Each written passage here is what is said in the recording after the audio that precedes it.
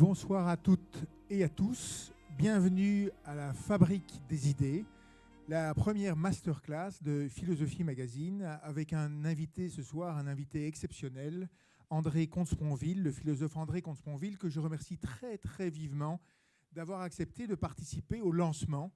C'est une première de ce programme. La Fabrique des idées proposera des rencontres régulières avec les grands penseurs de notre temps, des rencontres en public. Les abonnés de Philosophie Magazine y auront accès gratuitement, mais le public pourra également se connecter à distance, en ligne, à partir d'un lien qui sera très facilement accessible sur notre site philomag.com. Notre idée avec ce nouveau programme est de vous proposer des rencontres avec les grandes figures de notre temps, parce que la pensée, ce ne sont pas uniquement des textes, même si c'est important, les textes, on va le voir ce soir, mais des rencontres vivantes avec des penseurs, parce que penser, c'est aussi des pensées, c'est une incarnation, une voix, une manière de cheminer oralement, de manière vivante, dans la raison. Notre idée, donc, c'est des rencontres, d'interroger ces penseurs sur leur itinéraire, sur la manière dont ils pensent eux-mêmes. Est-ce qu'ils pensent en marchant? Est-ce qu'ils pensent en écrivant? Est-ce qu'ils pensent en se confrontant à l'actualité? Ensuite, en les invitant à nous lire un extrait de leur œuvre et à le commenter, à l'expliquer de manière la plus précise possible. Et enfin, surtout, à vous permettre, cher public présent, mais à distance également, de soumettre vos interrogations, vos tourments philosophiques à nos philosophes, et ce soir, André Comte-Sponville. Et ma collègue, que je salue, Ariane Nicolas, qui est dans la salle, est en contact avec les centaines, voire le millier de publics présents à distance, et donc vous pouvez poser vos questions sur le chat pour faire monter vos questions, et d'ici une heure, nous y répondrons, nous les traiterons, nous les rassemblerons et nous les traiterons. En priorité, les questions venant du public à distance et, cher public dans la salle, vos questions aussi, bien entendu. Notre soirée va donc se passer dans trois moments, trois temps. Dans un premier temps, cher André, nous allons revenir sur votre itinéraire intellectuel, depuis votre jeunesse engagée dans les années 68 jusqu'à votre maturité comme figure importante, majeure même, du champ de la scène philosophique contemporaine, écoutée du grand public pour ses leçons de savoir-vivre et d'éthique, mais sollicitée également sur les grandes questions éthiques comme l'euthanasie.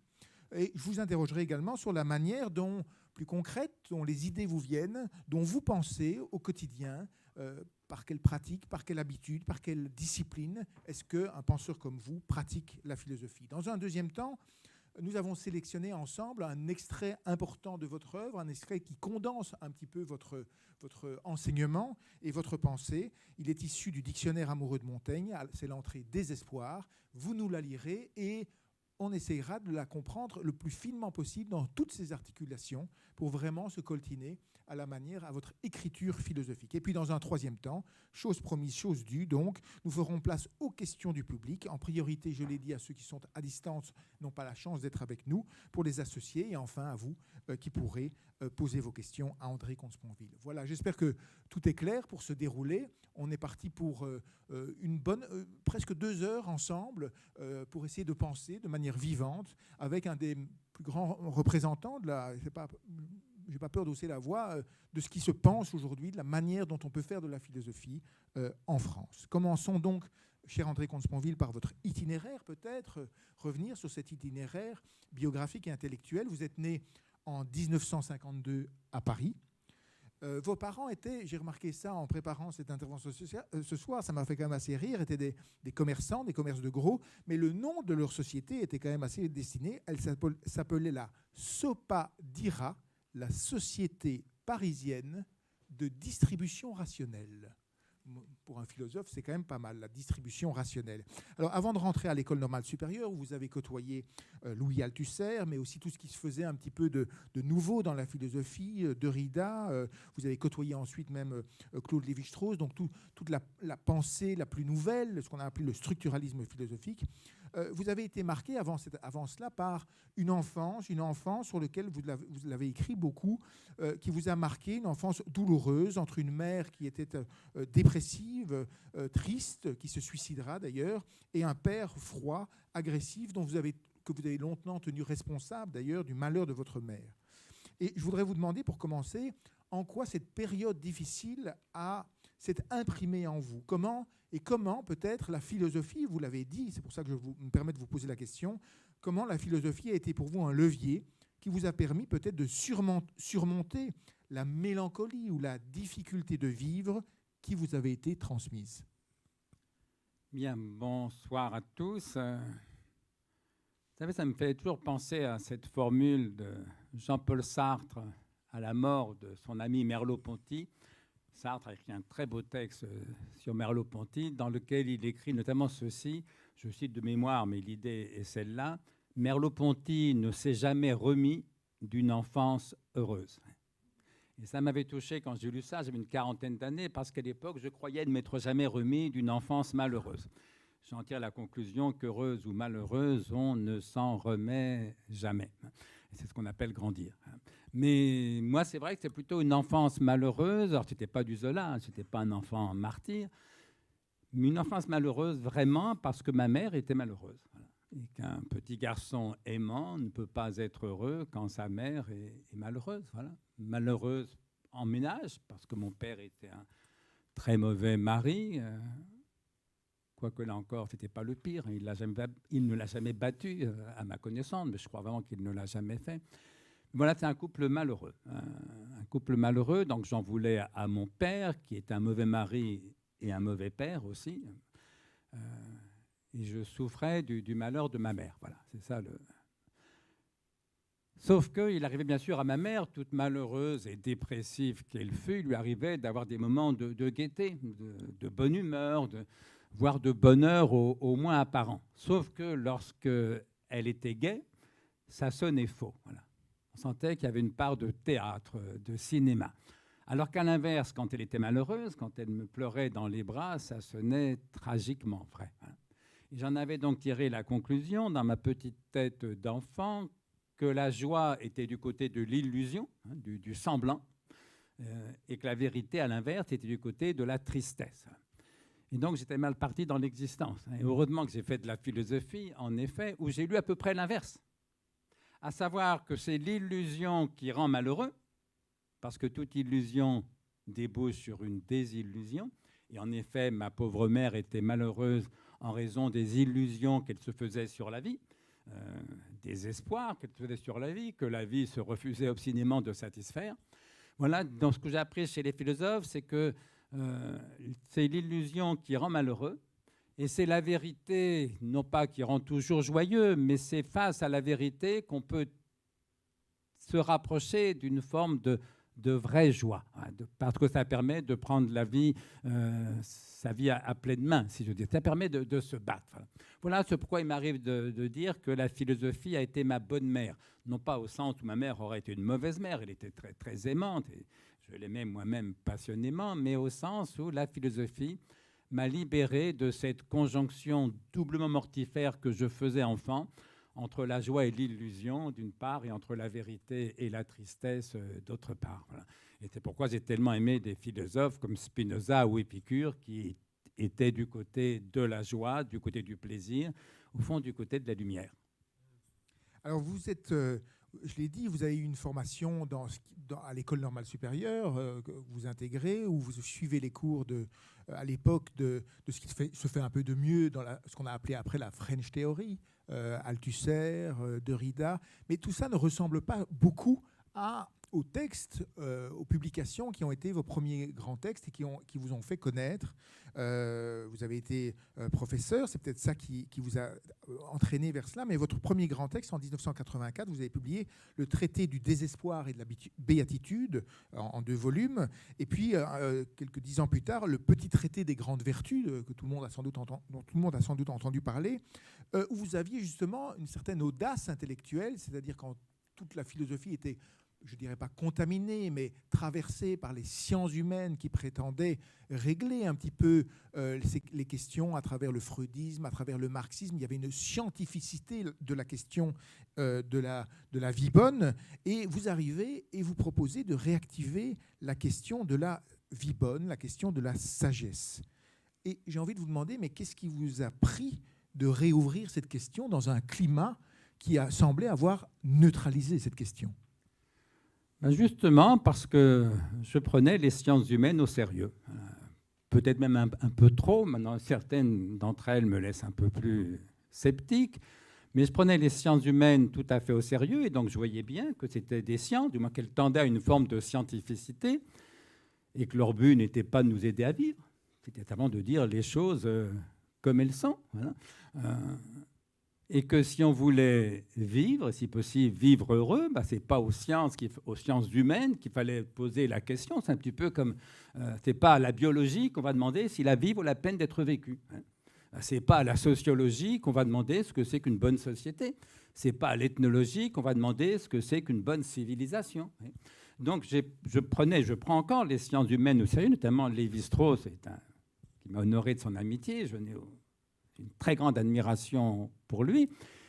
Mais d'ailleurs, il a tellement aimé mes livres de son vivant, c'est justement parce qu'on était d'accord. Et sur le sérieux qu'il fallait accorder aux sciences humaines, et sur le fait que ça ne tenait en aucun cas de philosophie. Ça ne tenait lieu en aucun cas de philosophie. Ça, c'est le premier point. Le deuxième point, c'est l'admiration. J'ai beaucoup d'admiration pour Lévi-Strauss, pour Deleuze, pour Sartre, qui a beaucoup compté dans ma jeunesse. Mais enfin, sincèrement, et Lévi-Strauss en serait d'accord, à côté de Rousseau, Lévi-Strauss, c'est pas grand-chose.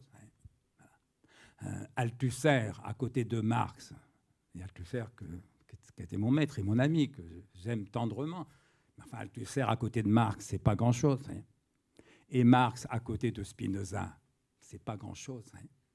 Donc il y a eu l'admiration pour quelques maîtres éblouissants de génie.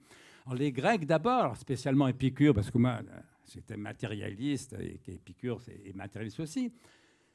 Spinoza, voilà. Mais aussi bien Descartes. Alors je ne suis pas du tout cartésien, je ne suis d'accord en rien avec Descartes, mais enfin je l'ai dit plusieurs fois, à mon sens, les méditations métaphysiques de Descartes sont le plus beau livre de philosophie jamais écrit en quelque langue que ce soit. Voilà.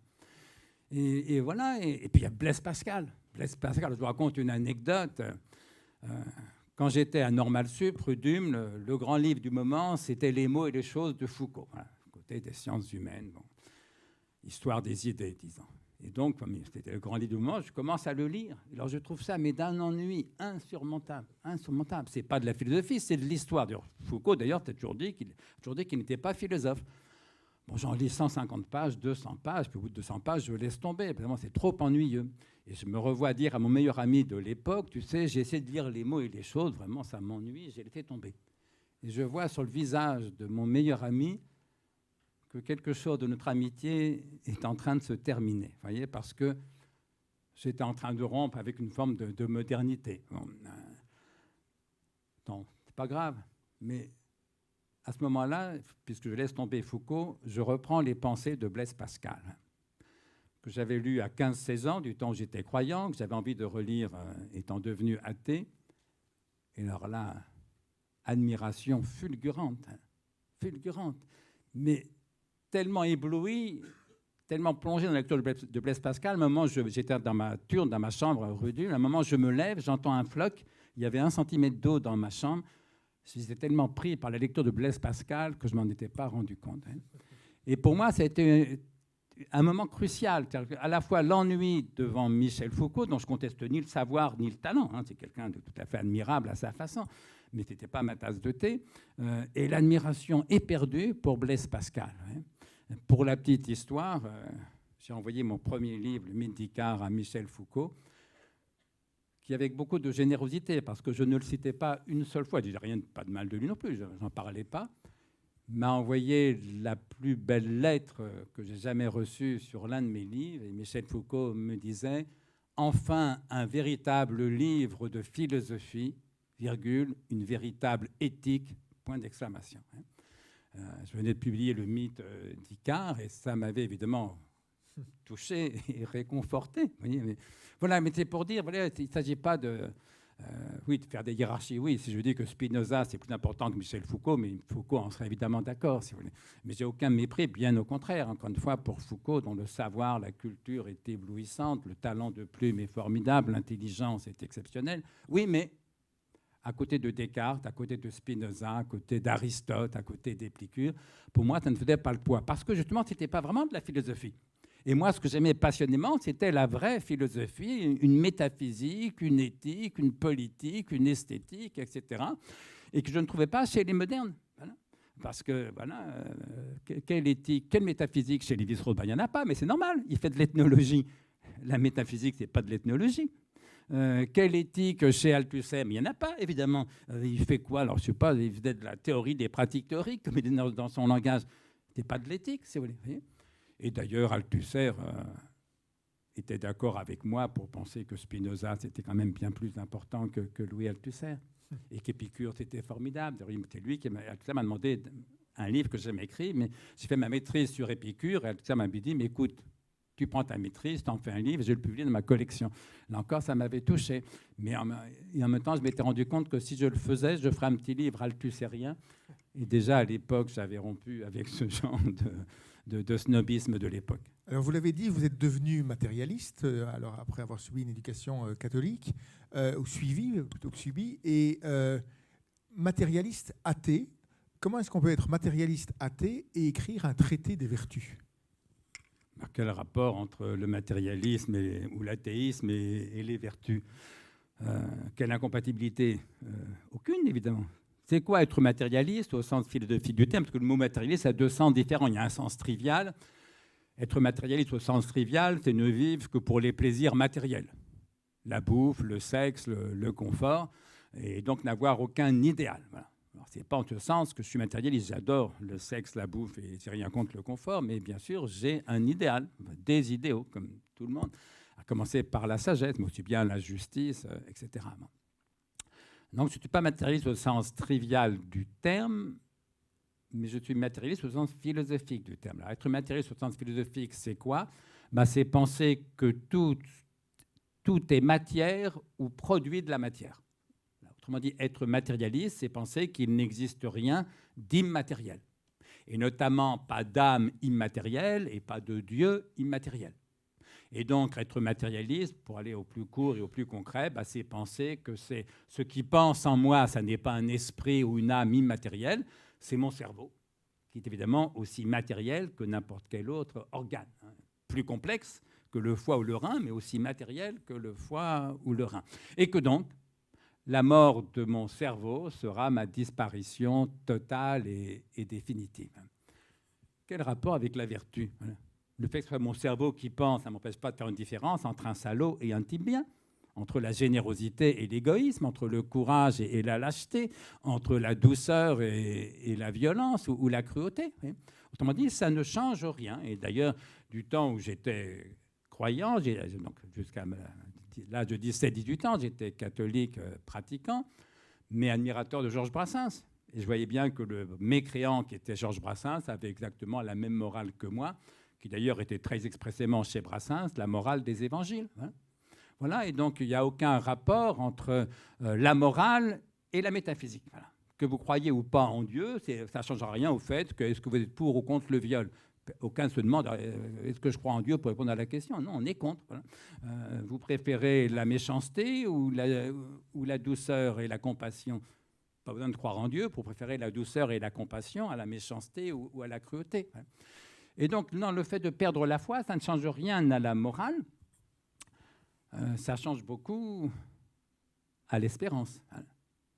Parce que quand j'étais catholique, j'espérais une autre vie après la mort, et puis patatras, je perds la foi dans les suites de mai 68, et je me dis qu'après la mort, il n'y aura rien.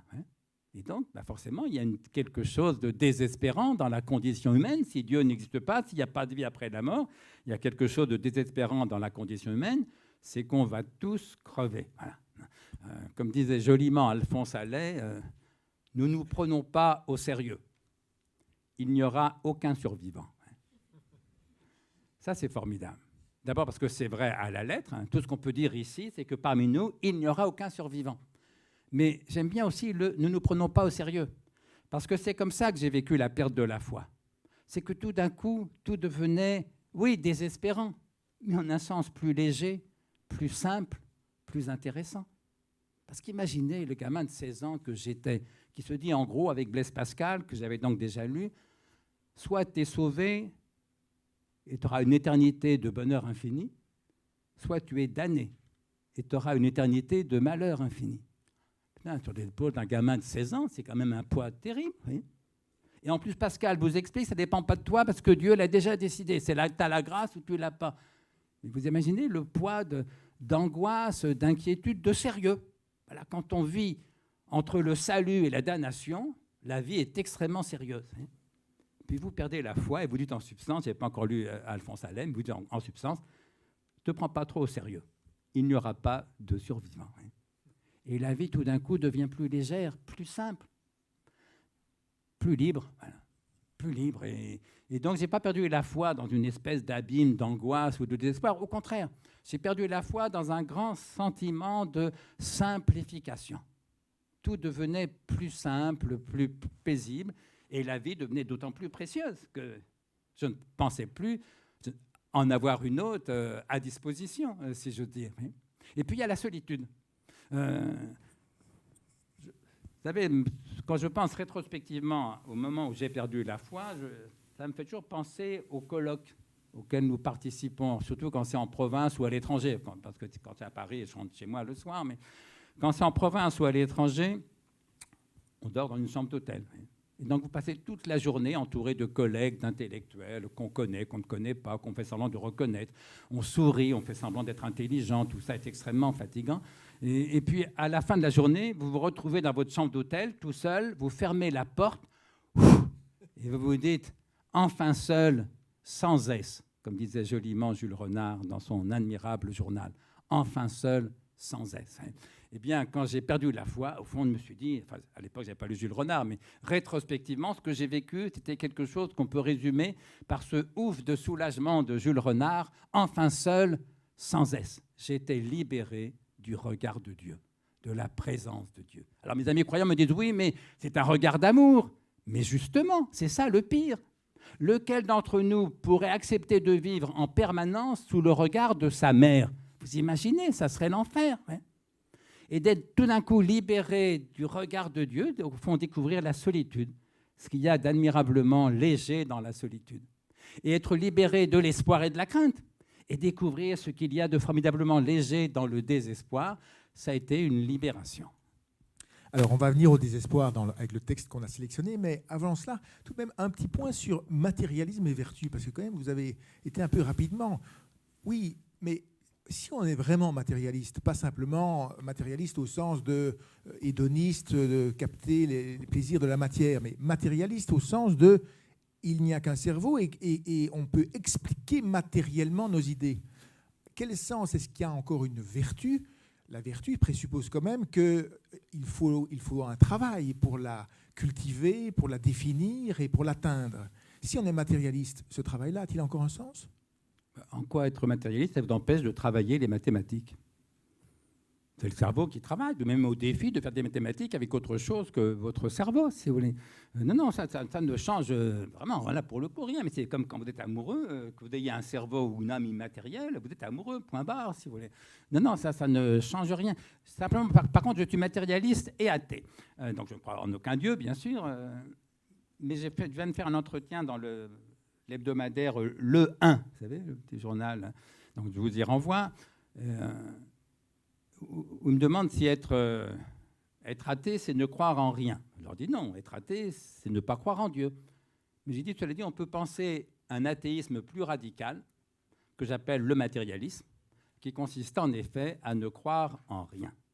Et au fond, c'est ma position. C'est ma position, et là, c'est lié au matérialisme.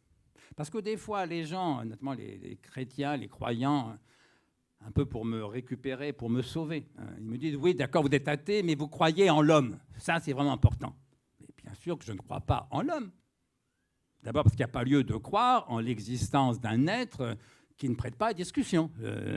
L'humanité existe. Je ne crois pas plus en l'homme que je ne crois en Martin Legros. Martin Legros existe. Ce n'est pas une question, je n'ai pas à y croire, puisque je sais qu'il existe. Quant à croire à la grandeur de l'homme, alors là encore moins, puisque je suis bien placé, mais comme nous tous, pour savoir que l'homme est capable du pire plus souvent que du meilleur. Il est capable des deux, d'accord, mais tellement plus souvent capable du pire que du meilleur.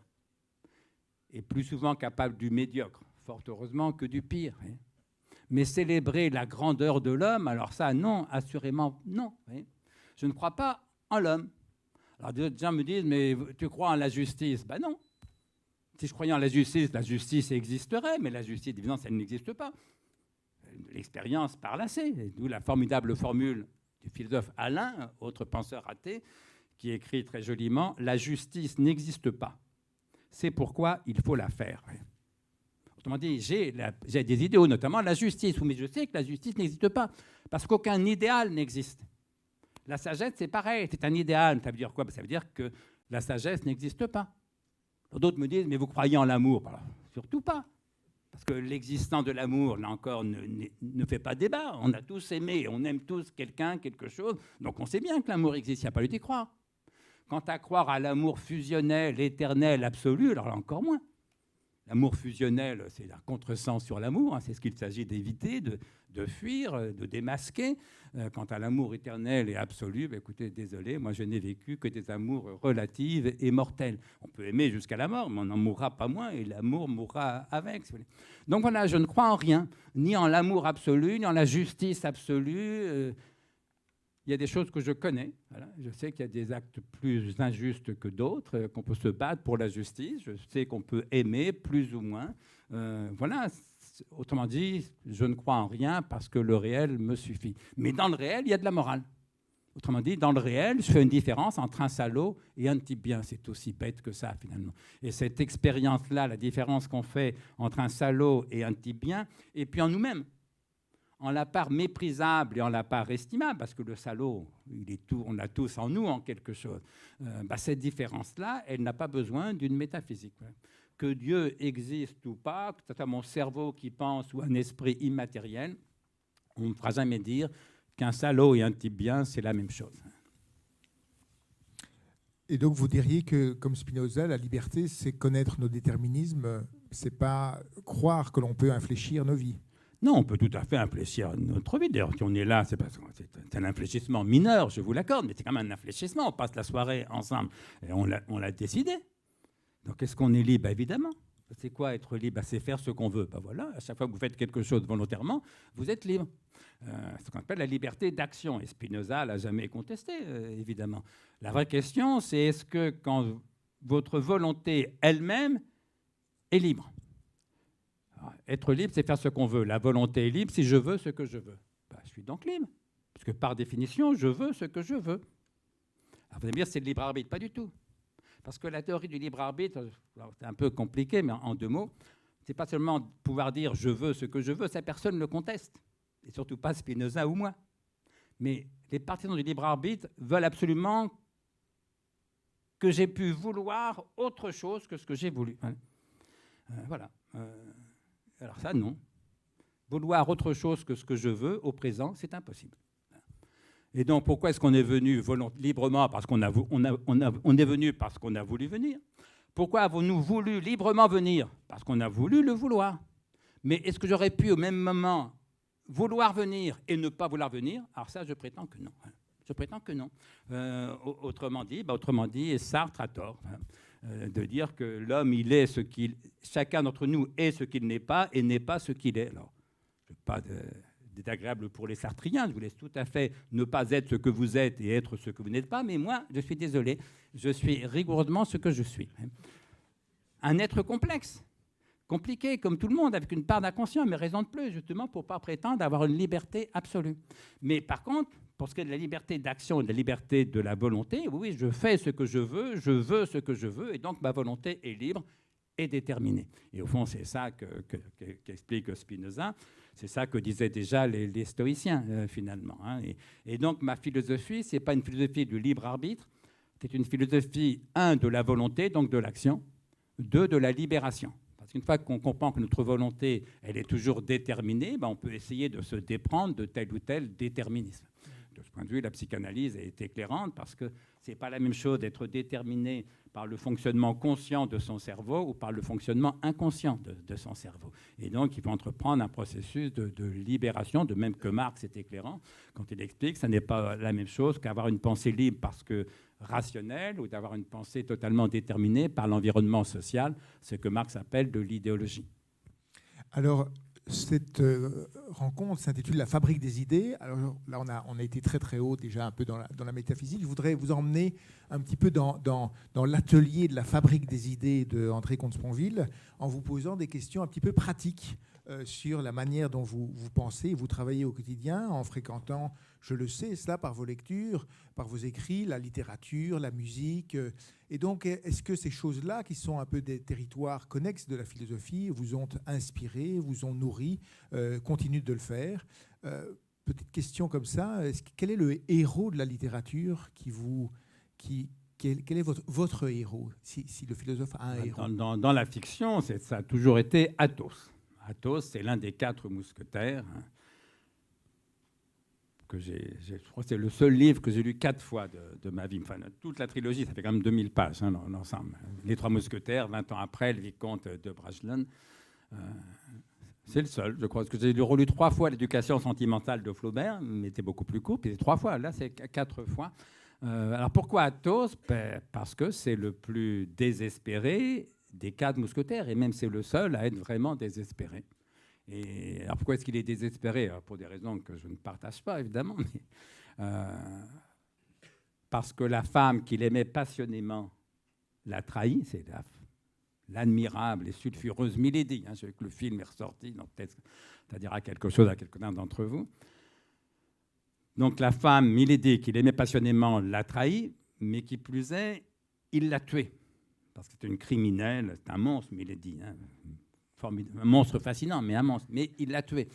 Et donc, il ne se console pas d'avoir été trahi, et 2, il ne se console pas de l'avoir tuée. Et donc, il est désespéré. Bon. Ça, c'est pour la petite histoire. Mais ce qui est frappant dans le cas d'Athos, c'est que, comme il se vit en quelque chose comme déjà mort, la mort lui est parfaitement indifférente, puisque lui, sa vie, elle est derrière lui. Et donc, ça lui donne une liberté pour affronter le danger.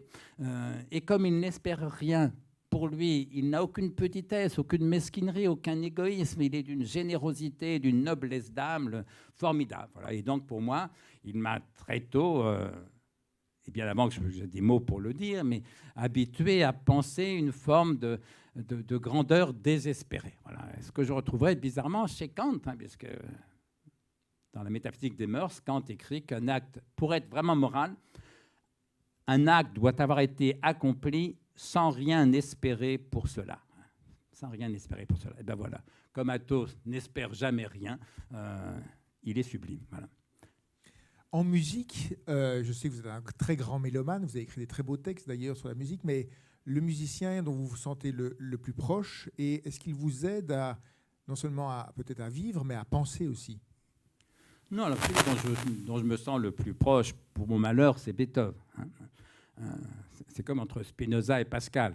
Humainement, je suis beaucoup plus proche de Pascal, évidemment. C'est pourquoi j'ai beaucoup travaillé Spinoza.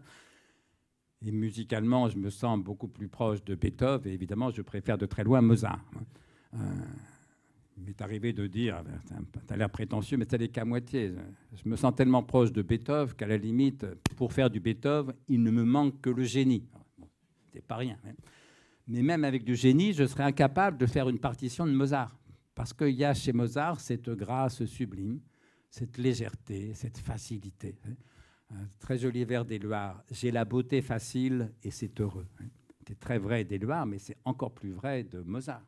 J'ai la beauté facile et c'est heureux. Beethoven, il a la beauté difficile. Moi aussi. Le génie en moins, pour ce qui me concerne. Mais voilà. Et donc, il y a chez Beethoven, quand on regarde toutes les variantes de ces diverses symphonies, notamment la 9e, qui a été très, très longuement étudiée et commentée, il y a des dizaines de versions différentes. Et chaque version est meilleure que la précédente. Mais c'est du travail.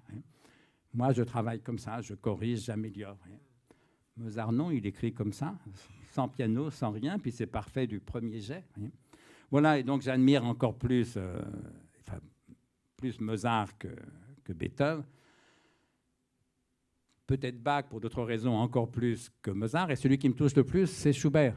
Mais là, pour d'autres raisons, c'est qu'il y a une telle tendresse chez Schubert, une telle mélancolie, toujours entre le sourire et les larmes, comme on l'a dit. Mais c'est très vrai de Schubert. Là, celui-là me bouleverse. C'est sans doute celui que j'aime le plus tendrement. Et puis j'en écoute de moins en moins. Donc mélomane, c'est pas une légende, je l'ai été, mais oui, parce que cette passion m'a cessé. Voilà. C'est un scoop. Comme toutes les passions passent, et c'est bien. Voilà. C'est bien. Là. Alors, ça s'est fait en plusieurs temps. Il y a un moment d'abord, moi j'ai travaillé en musique. Et puis à un moment, je me dis, il y en a marre, je vais travailler en silence. Et comme je travaille beaucoup, ben, j'avais plus de musique, beaucoup moins souvent. Et c'est vrai qu'au fond, le silence m'intéresse davantage que la musique. Je l'ai dit une fois, je dînais avec mon ami Pascal Amoyel, qui est un très très grand pianiste, un virtuose admirable. Et je disais à Pascal, écoute, hier j'ai écrit un carnet où des fois je note une formule, une espèce d'aphorisme, une remarque. Je lui dis, écoute Pascal, j'ai écrit un truc hier, j'ose à peine te dire ce que c'est. Alors, il me dit, je t'écoute. Il dit, ben voilà, j'ai écrit le silence est plus vrai que la musique. Et Pascal Amoyel m'a répondu, comme c'est vrai. Hein, comme c'est vrai. Et j'ai compris pourquoi j'aimais cet homme-là. Parce que j'aime les musiciens qui ont le sentiment que le silence est plus vrai que la musique en quelque chose.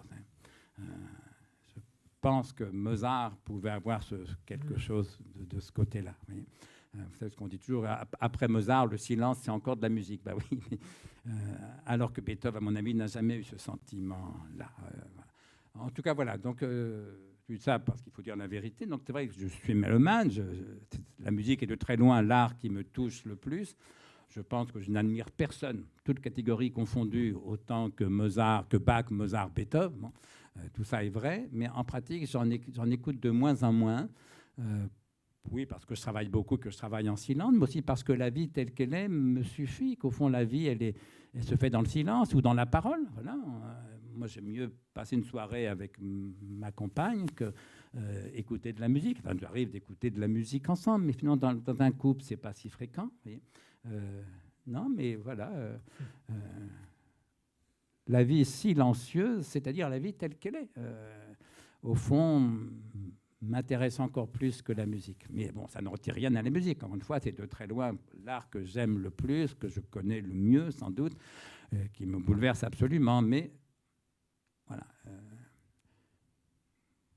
Au fond, je me suis libéré de cette passion-là. Et je pense que c'est bien de se libérer de ces passions. Quand je dis ça, il y a des gens qui ça peine, mais ce n'est pas grave. Vous n'êtes pas obligé d'être d'accord avec moi. Mais, non, c'est parce que vous avez écrit des choses si belles sur la musique que, voilà.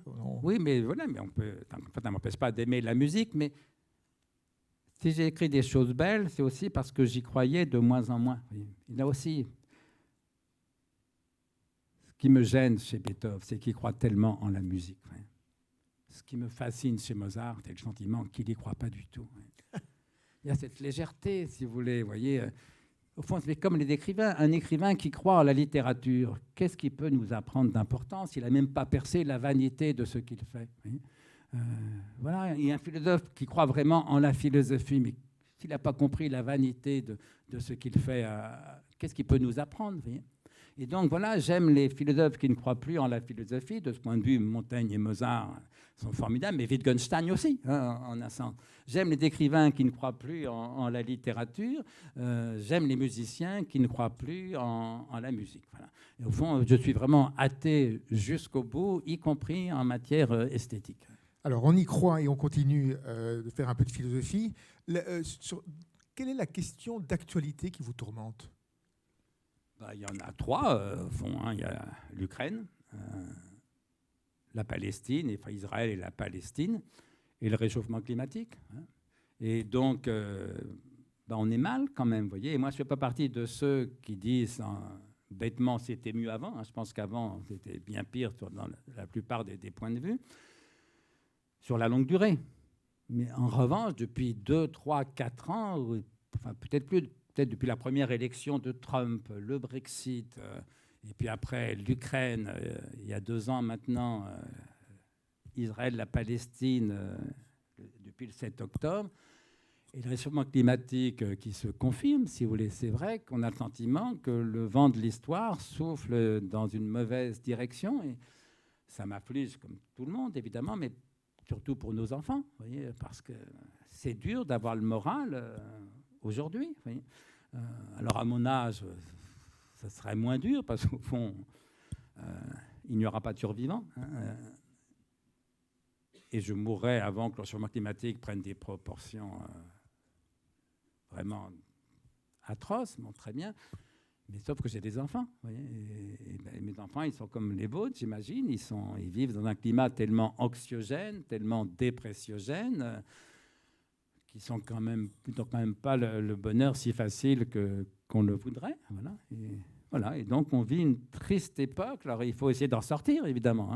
Ce n'est pas ni mon domaine d'expertise, ni le lieu d'en parler ici, mais voilà, il faut aider l'Ukraine, ce qui n'empêchera pas de négocier pour faire les deux avec la Russie. Il faut tendre vers une solution à 2 États entre Israël et la Palestine, mais comme les Israéliens n'en veulent pas, les Palestiniens non plus, on est mal. Donc, est-ce que l'Europe peut contribuer à favoriser une solution à 2 États? Essayons, mais évidemment, c'est difficile. Et il faut tout faire pour que le réchauffement climatique, si possible, n'aille pas au-delà ou pas trop au-delà d'1,5 degré en 2100. Voyez. Donc il faut agir. On en reparlera, voyez, mais il ne s'agit pas d'espérer. Vous pouvez très bien espérer la paix, espérer la victoire de l'Ukraine, espérer un refroidissement ou une stabilisation du climat. Tout ça, ça ne mange pas de pain, ça ne sert à rien en vérité. Voilà. Il ne s'agit pas d'espérer, il s'agit d'agir. Toute dernière question avant qu'on s'occupe de la question de l'espoir et du désespoir, comment ça s'articule dans votre pensée. Vous avez une pratique quotidienne de méditation. Vous faites ça le matin, le soir. Qu'est-ce que ça vous apporte?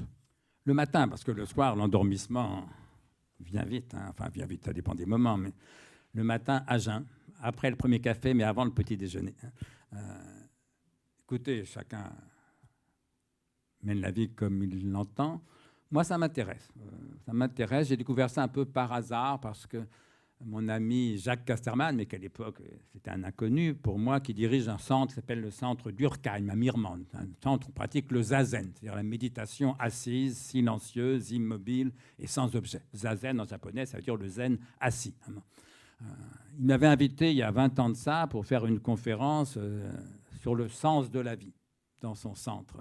J'avais répondu, écoutez, désolé, mais je pense que la vie n'a pas de sens. Donc je refuse. Il me dit, mais c'est pas grave, venez faire une conférence sur le non-sens de la vie. Je dis, oui, pourquoi pas? Donc j'ai fait une conférence là-dessus.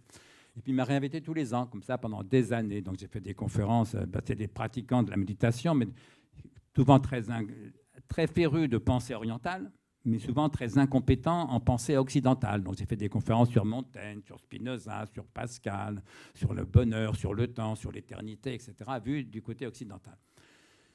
Et puis à force de parler de la méditation avec lui, ça m'a tenté. Et il m'a dit, écoute, viens faire une session, comme ils disent, une session de 5 jours, où on fait zazen quasiment toute la journée, par tranche de 25 minutes, mais on doit faire, je ne sais plus quoi, 8 ou 10 tranches de 25 minutes dans la journée. Et ça m'a intéressé. Ça m'a intéressé, pourquoi? Parce que voilà, c'est la vie silencieuse. Il s'agit d'abord de se taire, méditation silencieuse, immobile. Au fond, il s'agit de vivre simplement. Mais alors, la simplicité, c'est très difficile. Et donc, en pratique, le plus simple à faire, c'est quoi? C'est rien. Voilà. Moi, je dis souvent, méditer, c'est ne rien faire, mais à fond. Donc, vous asseyez, parce que debout, c'est très inconfortable. C'est très dur de rester debout simplement. Et vous essayez, vous verrez, on marche d'un pied sur l'autre. Donc, assis, en tailleur ou pas, vous verrez ça dans les bouquins. En gros, ça ressemble à une position en tailleur. Le dos bien droit, ça c'est une position de confort. Et attentif. Attentif à quoi? À tout. À tout, au bruit dans la rue, un chant d'oiseau. Et puis attentif à votre respiration. Comme vous êtes immobile, la seule chose que vous fassiez, mais il faut le faire quand même, par définition, c'est respirer. Qu'est-ce que ça apporte? Ça apporte un truc très intéressant pour moi, c'est qu'on arrête de penser. Mais attention, ça ne se fait pas tout seul, parce que si vous dites j'arrête de penser, ça c'est une pensée, donc vous n'arrêtez pas de penser. Sauf que les maîtres zen disent quelque chose qui est décisif, qui tient en une phrase. Quand on pense, on ne perçoit pas. Quand on perçoit, on ne pense pas. Bien, essayez, vous verrez qu'il est impossible de suivre une idée, quelle qu'elle soit, en étant attentif à sa respiration. Soit vous suivez l'idée, mais vous ne percevez plus la respiration, soit vous percevez la respiration, mais il n'y a plus d'idée. Et donc, ça crée une espèce de silence intérieur qui est très intéressant pour nous qui passons notre vie à ratiociner, à nous parler à nous-mêmes. Au fond, penser, en gros, le plus souvent, ça se fait avec des mots, surtout pour les philosophes. Et cet effet de silence produit un effet de simplification. Au fond, il s'agit simplement d'être vivant simplement vivant, ne faire que vivre. Voilà, il ne faut pas en attendre d'éblouissement. Si vous rêvez du satori, de l'illumination, prenez plutôt une drogue, ça doit être plus efficace. Mais c'est intéressant. C'est intéressant. Attention, la déception fait partie de l'exercice. Donc si vous le faites, vous serez déçu, et c'est bien. Parce que mieux vaut une vraie déception qu'une fausse espérance. La déception fait partie de l'exercice. Mais sur la durée, je pense, ça finit par vous transformer quand même. Moi, ça fait peut-être 8 ans que je fais ça. Alors, tous les jours, quand je suis à la campagne, à Paris, c'est plus irrégulier parce que j'ai un agenda des fois un peu compliqué. Mais voilà, ça transforme quelque chose. Et c'est un peu comme le fait de cesser de croire en Dieu. Ça produit un effet de simplification. Ça tombe bien parce que j'adore la simplicité, finalement. Plus ça va, plus de toutes les vertus. Il y a un chapitre de simplicité dans mon petit traité des grandes vertus, mais je crois qu'au fond, la vertu que je préfère, c'est encore la simplicité. Merci André pour ce premier moment où on a appris beaucoup de choses, qu'il ne fallait pas croire en la philosophie, qu'il ne fallait peut-être plus croire en la musique, qu'il fallait simplifier, qu'il fallait se taire parfois.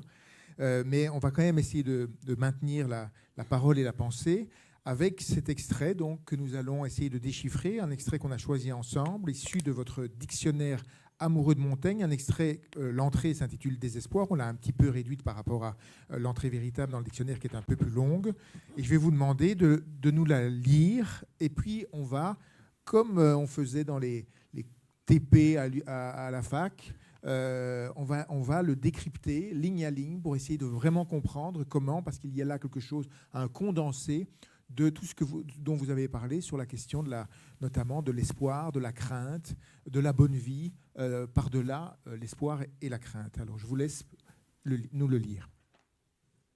Je vous épargnerai les notes en bas de page.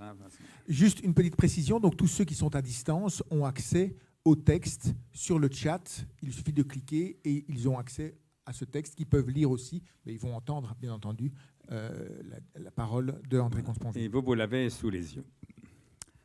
Désespoir.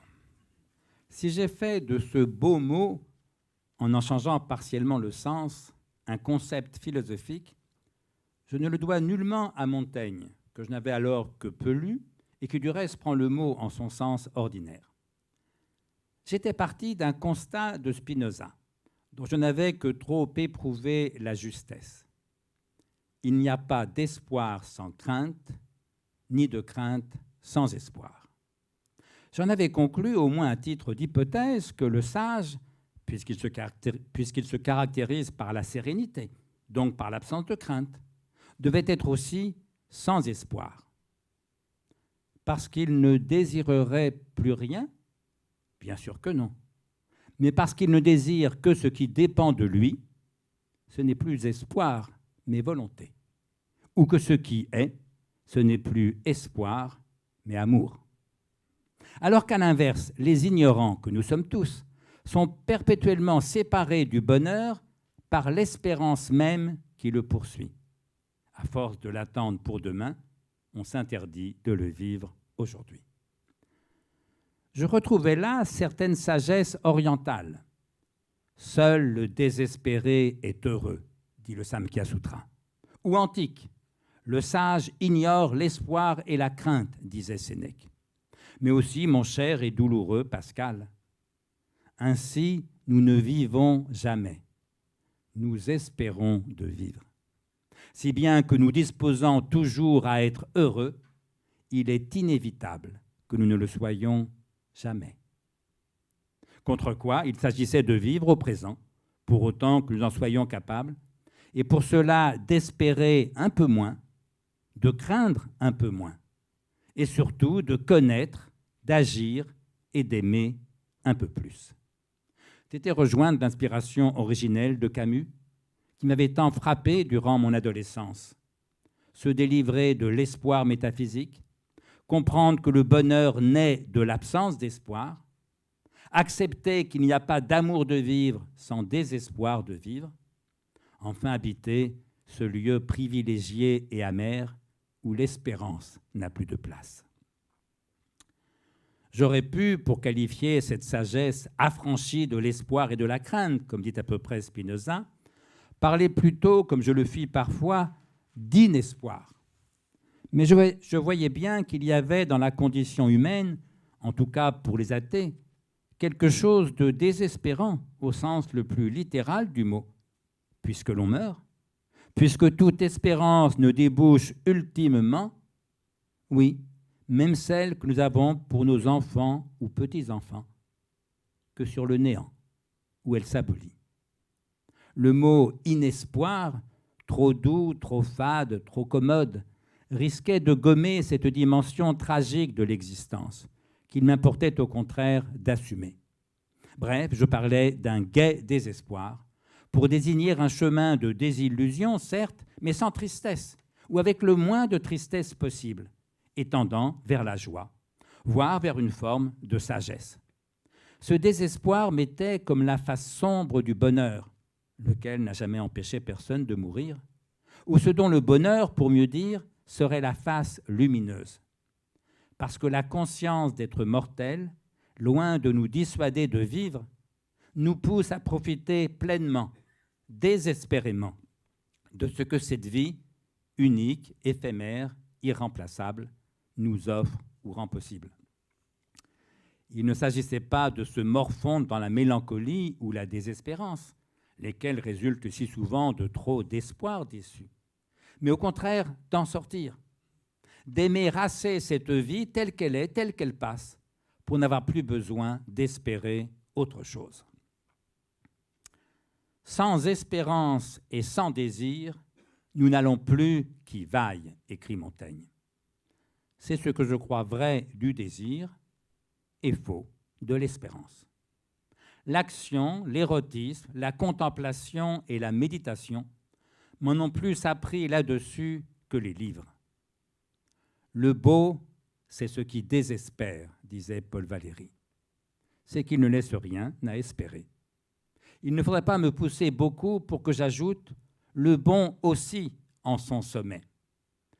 C'est ce qui désespère. Qui espère quoi que ce soit pendant l'orgasme. Et le bien, puisqu'il n'est vraiment tel qu'à la condition qu'on le fasse, comme disait Kant, sans rien espérer pour cela. Et le vrai, qui peut espérer que 2 plus 2 font 4, ou qu'on a pris la Bastille le 14 juillet 1789. D'ailleurs, Montaigne n'explique-t-il pas lui-même que nos meilleurs moments, dans l'action comme dans la contemplation, sont ceux où le présent nous suffit et nous comble. Quand je danse, je danse.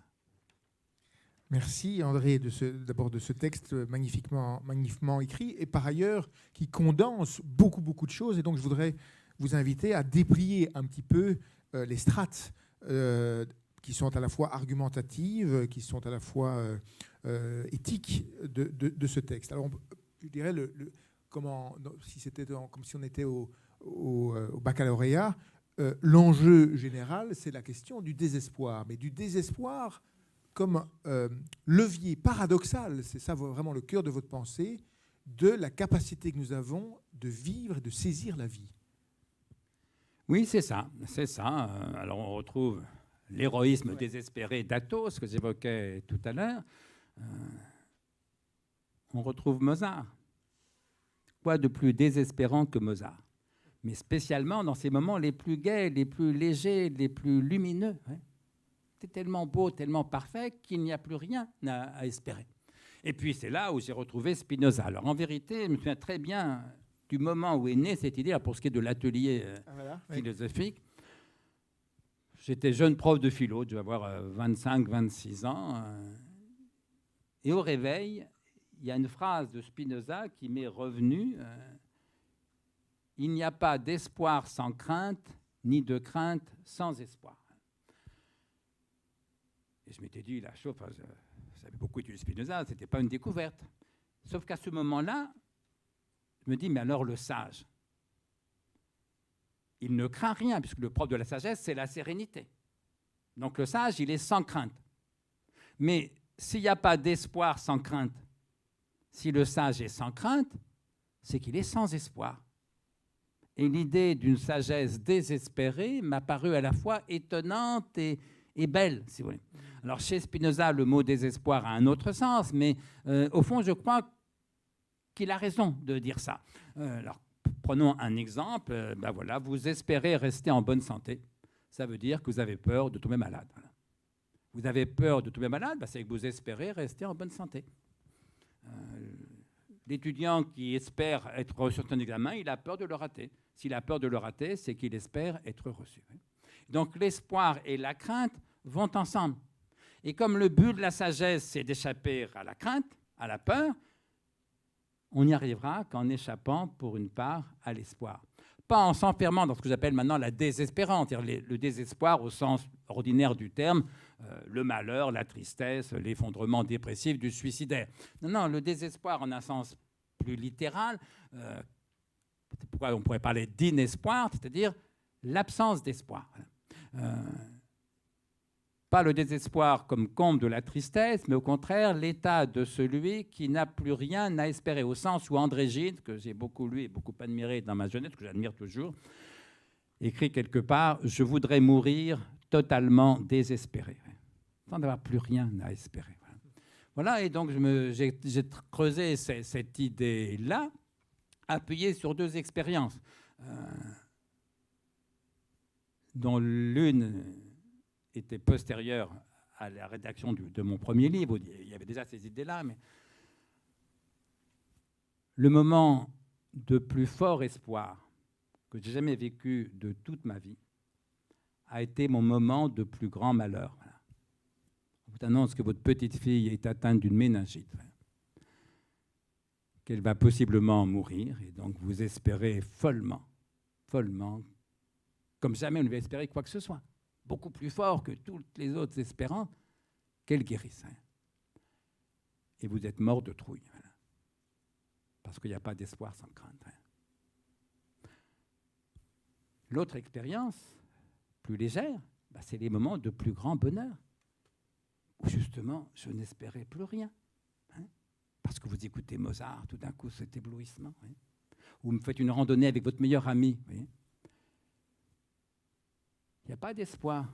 Vous êtes tellement bien, on est tellement heureux. Ou même une randonnée tout seul, quand vous ne désirez plus rien que le pas que vous accomplissez au moment où vous l'accomplissez. Ce n'est pas l'absence de désir. Non, vous désirez pleinement être là. Ça tombe bien, vous y êtes. Vous désirez justement accomplir ce pas-là. Ça tombe bien, vous l'accomplissez. Vous désirez ce que vous faites ce que vous désirez, vous êtes heureux, vos désirs sont pleinement satisfaits. Et vous n'espérez rien, et surtout pas que ça dure. Parce que si vous n'espérez que ça dure, vous savez bien que ça ne durera pas. Donc déjà, vous êtes dans l'angoisse, dans la nostalgie, c'est absurde. Voilà, quand vous faites l'amour, dans les meilleurs moments, les moments de plénitude où on n'espère plus rien. Et là encore, surtout pas que ça dure. Parce que si vous espérez que ça dure, messieurs, déjà... l'angoisse s'installe et ça risque de durer moins. Voilà. Et donc ça, c'est très frappant. Mon moment de plus grand malheur a été mon moment de plus grande espérance, et mes moments de plus grand bonheur sont les moments où je n'espère rien. Et ça, c'est quand même formidable. Formidable. Et donc, il ne s'agit surtout pas d'éradiquer le désir. C'est ça, à mon avis, l'erreur de Montaigne. Il a raison de dire que sans le désir, on ne fait rien qui vaille. Parce que c'est le désir qui est l'unique force motrice, comme disait Aristote. C'est le désir qui est l'essence même de l'homme, comme disait Spinoza.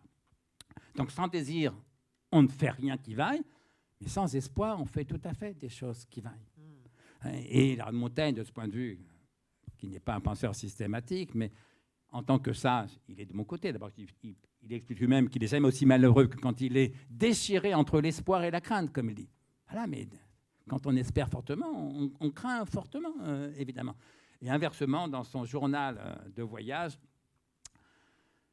alors qui est rédigé par son secrétaire, donc le secrétaire parle de Montaigne à la troisième personne. Alors, ils vont à Rome. Je dis ils au pluriel parce qu'ils sont une quinzaine. Il part sans sa femme, mais avec une bande d'amis, et à cheval, évidemment, tous. Et ses amis s'étonnent un peu parce que Montaigne change sans arrêt de direction. Il revient là où il était venu. On a l'impression qu'il ne sait pas où il va. Alors, donc, tes copains lui disent quand même, on va à Rome, il faudrait peut-être y aller tout droit. Et Montaigne leur répond superbement, je ne vais qu'où je suis. Plus zen que ça, tu meurs. C'est la sagesse du Tao, exactement. Je ne vais qu'où je suis. Alors, dans le journal, ce n'est pas comme ça. Comme c'est le secrétaire qui rédige, et le secrétaire, vous aurez le texte, mais le secrétaire dit en substance, quand ses amis s'étonnaient qu'il change de direction, Monseigneur de Montaigne leur répondait qu'il n'allait que là où il était. Mais comme Montaigne parlait à la première personne, je pense qu'il a pu dire, peut-être mot pour mot, cette phrase sublime. Je ne vais qu'où je suis. C'est les beaux moments de la promenade, de la randonnée. Quand on ne désire rien d'autre que le pas qu'on accomplit au moment où on l'accomplit, quand le réel, le présent, nous comble. Et pas du tout parce qu'on s'interdit tout rapport à l'avenir. Non, on va à Rome, on va au refuge, on sait bien où on va. Voyez, mais on ne se dit pas qu'est-ce que je serais heureux quand je serais arrivé à Rome. Alors là, c'est pas la peine d'y aller. Voyez. L'esprit de la randonnée, c'est pas qu'est-ce que je serais heureux quand je serais arrivé au refuge. Ben, mieux, il fallait rester chez toi. Voyez. Non, l'esprit de la randonnée, c'est qu'est-ce que je suis heureux de faire ce que je fais en ce moment. Ça n'empêche pas de savoir qu'il y a un avenir, ça empêche encore moins de se souvenir du passé. C'est très bien. Il ne s'agit pas de vivre dans l'instant, attention à ça. Il s'agit de vivre au présent. D'ailleurs, ce n'est même pas le problème. Je vous mets au défi de vivre autre chose que le présent. Les gens se disent, il faut que je vive au présent, mais ce n'est pas le problème. Tu ne peux pas vivre autre chose. Tu peux te souvenir du passé, mais le souvenir du passé, il est présent. Tu peux anticiper l'avenir, oui, mais ton anticipation, elle est présente. On ne le quittera jamais, le présent ne nous fera jamais défaut. La seule chose, c'est d'habiter ce présent. Ce n'est pas un mot d'ordre, on y est déjà. Simplement, on n'en prend pas toujours assez conscience. Et l'avantage de la méditation ou de la promenade que Montaigne décrit dans ce verset, quand il dit « quand je danse », après la suite du texte, c'est « quand je dors, et me promène pour me promener ». Enfin, je résume en gros, mais il est dans son verger, voilà. Il a des tas d'idées dans la tête, et puis par moments, il revient au verger. Il regarde les arbres, il revient à la promenade, la douceur de cette promenade. Et à moi, dit-il, il revient à lui-même. C'est l'esprit du zen, c'est l'esprit de l'attention. Alors Simone Weil, la philosophe, écrit joliment « L'attention absolument pure est prière ». C'est la plus belle définition du zen, de la méditation, sauf que ce n'est pas une prière. Mais ce qui est beau, c'est l'idée que l'attention absolument pure, c'est le sommet de la spiritualité. Voilà, c'est ce que je crois, moi. Alors, elle le vit comme prière parce qu'elle est en train de se convertir au christianisme. Bon, très bien, j'admire infiniment cette femme. Mais bon, elle est chrétienne, moi pas. Mais voilà, l'attention absolument pure. C'est les beaux moments de la vie de l'esprit. C'est vrai quand on travaille, les moments où on est à fond dans ce qu'on écrit, une conférence qu'on fait, le matheux qui est à fond dans sa démonstration, le pianiste au piano, quand il n'y a plus que la musique, si vous voulez. Ouais. Ces moments d'attention absolument pure, je crois que ça fait partie du sommet de vivre. Mais donc, pour qu'on comprenne bien, ce n'est pas tout à fait comme dans la méditation où on s'arrête un petit peu d'agir, d'être diverti, d'être occupé, d'être dans ses occupations. Ce que vous cherchez, c'est une présence, mais qui permet de vivre et d'agir. Oui, bien sûr, mais quelle action? Mais d'ailleurs, l'immobilité est un acte. Essayez, vous verrez, rester 20 minutes sans bouger, il faut le vouloir.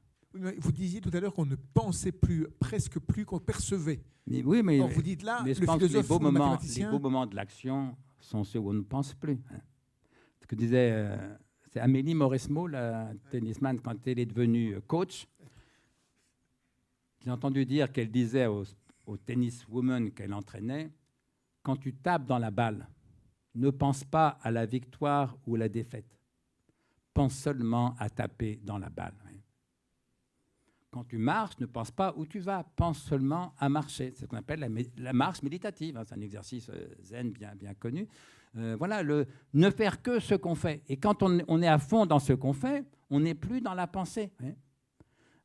Voilà, quand vous faites la cuisine, si vous dites « je fais la cuisine », vous êtes dans la ratiocination.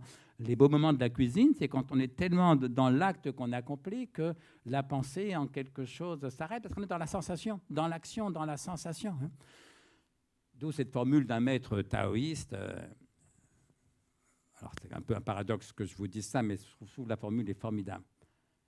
La meilleure des idées vaudra toujours moins que pas d'idée du tout. Alors pour un philosophe, c'est un abîme, je vous l'accorde. Mais je crois ça, finalement. C'est-à-dire que tant que la sagesse est une idée, ce n'est qu'un idéal. Encore une fois, aucun idéal n'existe.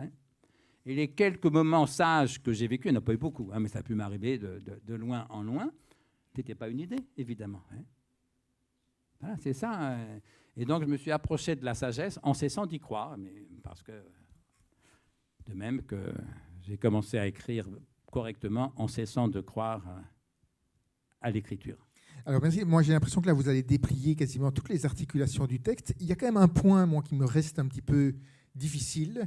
C'est ce moment, donc l'inespoir, je vous suis, Spinoza, je vous suis, Montaigne, c'est très, très clair.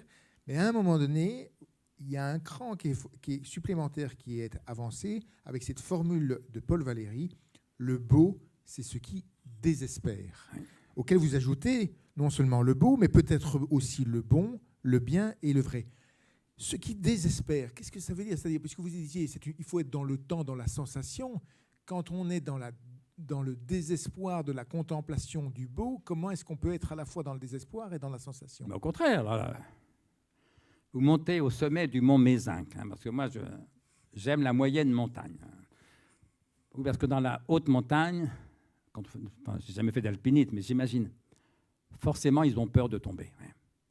Donc forcément, ils espèrent ne pas tomber. Alors, je pense qu'ils ont leur moment de grâce aussi, quand ils oublient et la peur et l'espoir. Mais moi, qui suis un trouillard, je ne pourrais pas oublier la peur si j'escaladais un à-pic. Alors qu'en moyenne montagne, le chemin est tranquille. Le mont Mézenc, c'est en Haute-Loire. C'est le sommet qui sépare l'Ardèche de la Haute-Loire. C'est de la montagne à vache. On peut y monter à pied, on n'a peur de rien. Et c'est d'une beauté sublime. Sublime. Et il n'y a rien d'autre à espérer. Donc, il n'y a rien à espérer. Il faut contempler ça. Vous êtes devant une immensité de beauté sublime. Il n'y a rien à espérer. La beauté suffit. Il dit, je désespère. Pardon ? Il ne dit pas il n'y a rien à espérer. Il dit, c'est ce oui, qui mais désespère. Moi, je prends ce sens-là. Je prends désespérer au sens qui m'arrange. Mais je pense que c'est le vrai sens. Donc, attention, Paul Valéry, c'est le contraire de Musset. J'aime bien Musset aussi, mais vous connaissez le vers de Musset les plus désespérés, enfin les vers, il y en a deux. Les plus désespérés sont les chants les plus beaux. Et j'en sais d'immortels qui sont de purs sanglots. C'est beau aussi, vous voyez, mais c'est à l'opposé de Paul Valéry. Autrement dit, il ne s'agit pas du désespoir au sens de la tristesse. Non, non.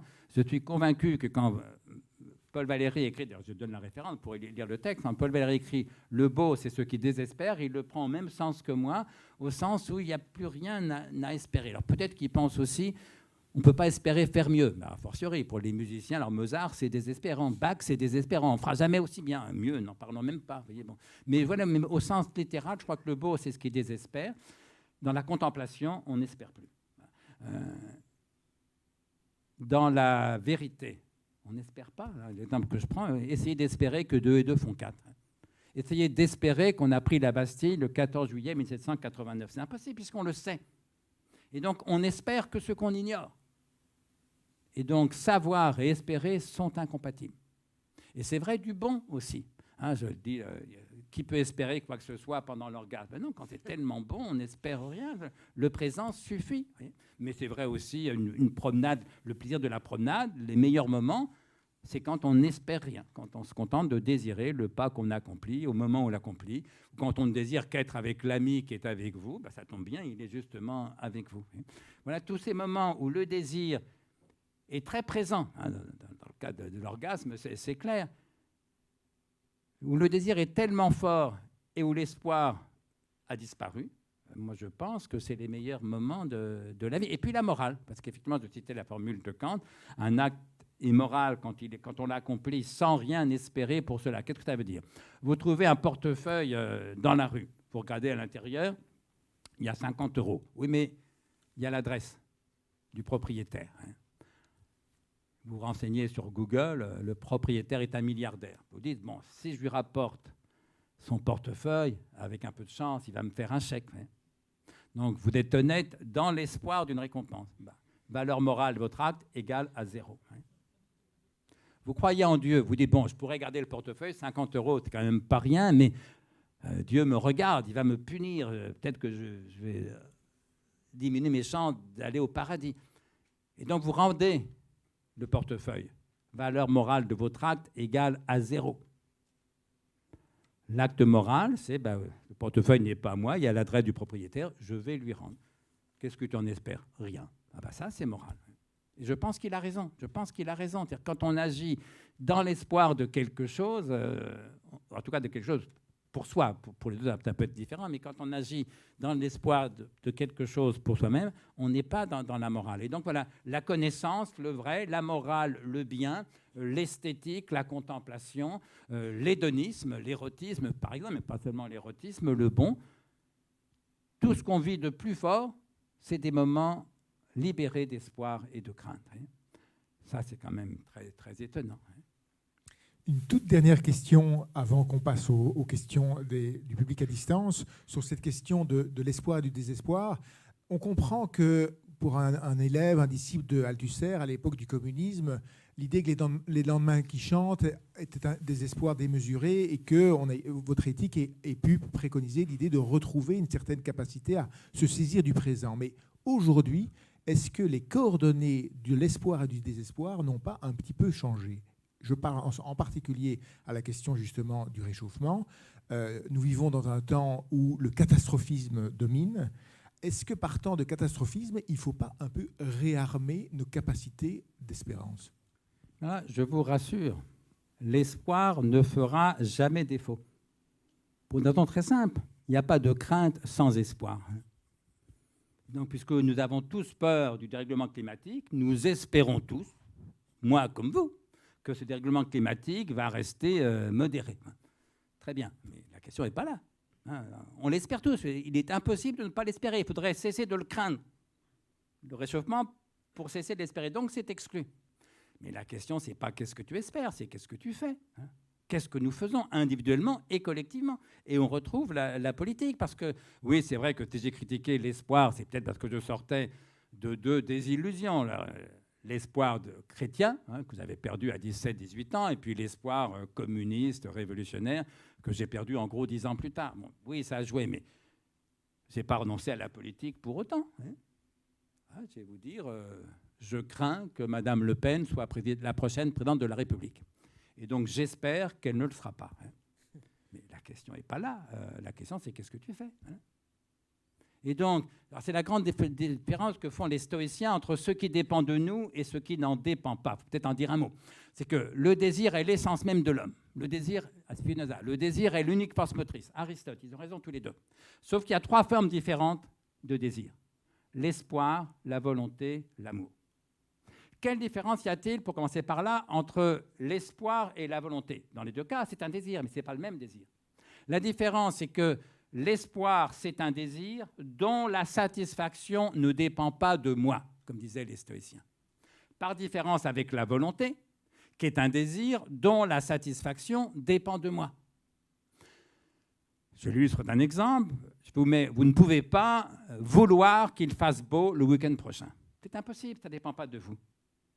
Vous ne pouvez que l'espérer. Vous pouvez prononcer la phrase « je veux qu'il fasse beau », mais c'est une sottise. Vous ne pouvez pas la penser en esprit et en vérité. La vérité, c'est que vous l'espérez. Alors peut-être votre gamin de 7 ans qui a un match de foot dimanche prochain, il va vous dire « mais dimanche, j'ai un match de foot, je veux qu'il fasse beau ».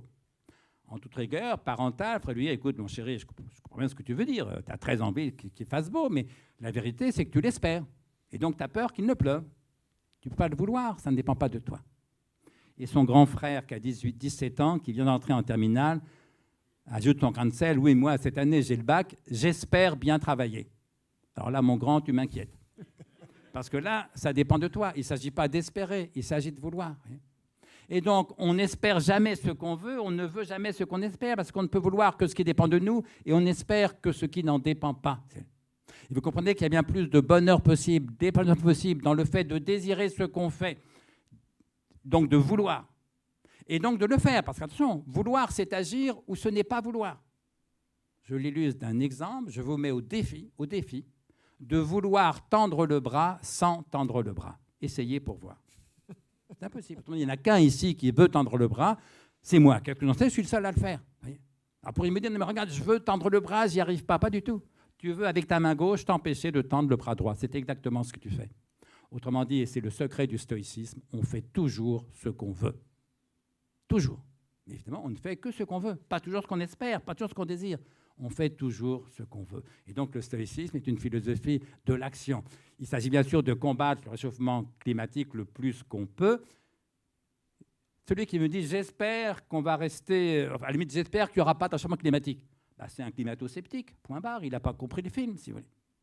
La vérité, c'est qu'il y aura un réchauffement climatique. La question, c'est comment on fait pour le limiter le plus qu'on peut. Et là, ça ne relève pas de l'espoir, ça relève de l'action. Si vous voulez.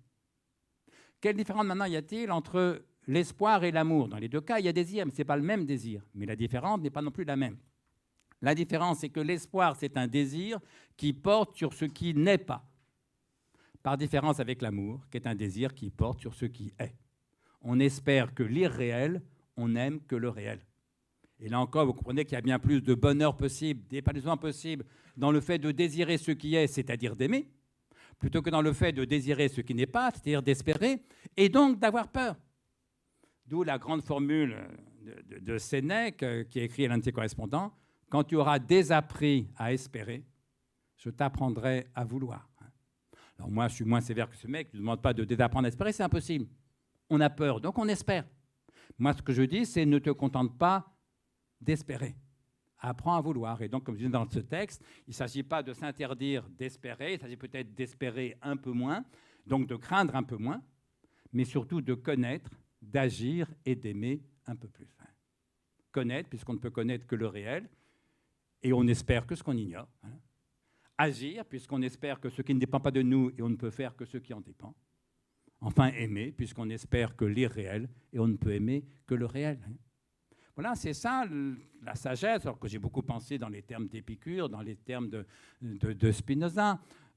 Mais vous savez, au bout du compte, sagesse de la volonté, sagesse de l'action, c'est l'esprit du stoïcisme. Sagesse de l'amour, c'est l'esprit d'Épicure, c'est l'esprit de Spinoza, mais soyons clairs, c'est l'esprit des évangiles. Il faut arrêter de faire semblant. Et j'ai compris ça quand j'écrivais mon petit traité des grandes vertus. Je travaillais sur les 3 vertus théologales, la foi, l'espérance, la charité. La foi, l'espérance, l'amour. C'est agapé en grec, l'amour de charité, disons. Et je lis un texte de saint Augustin.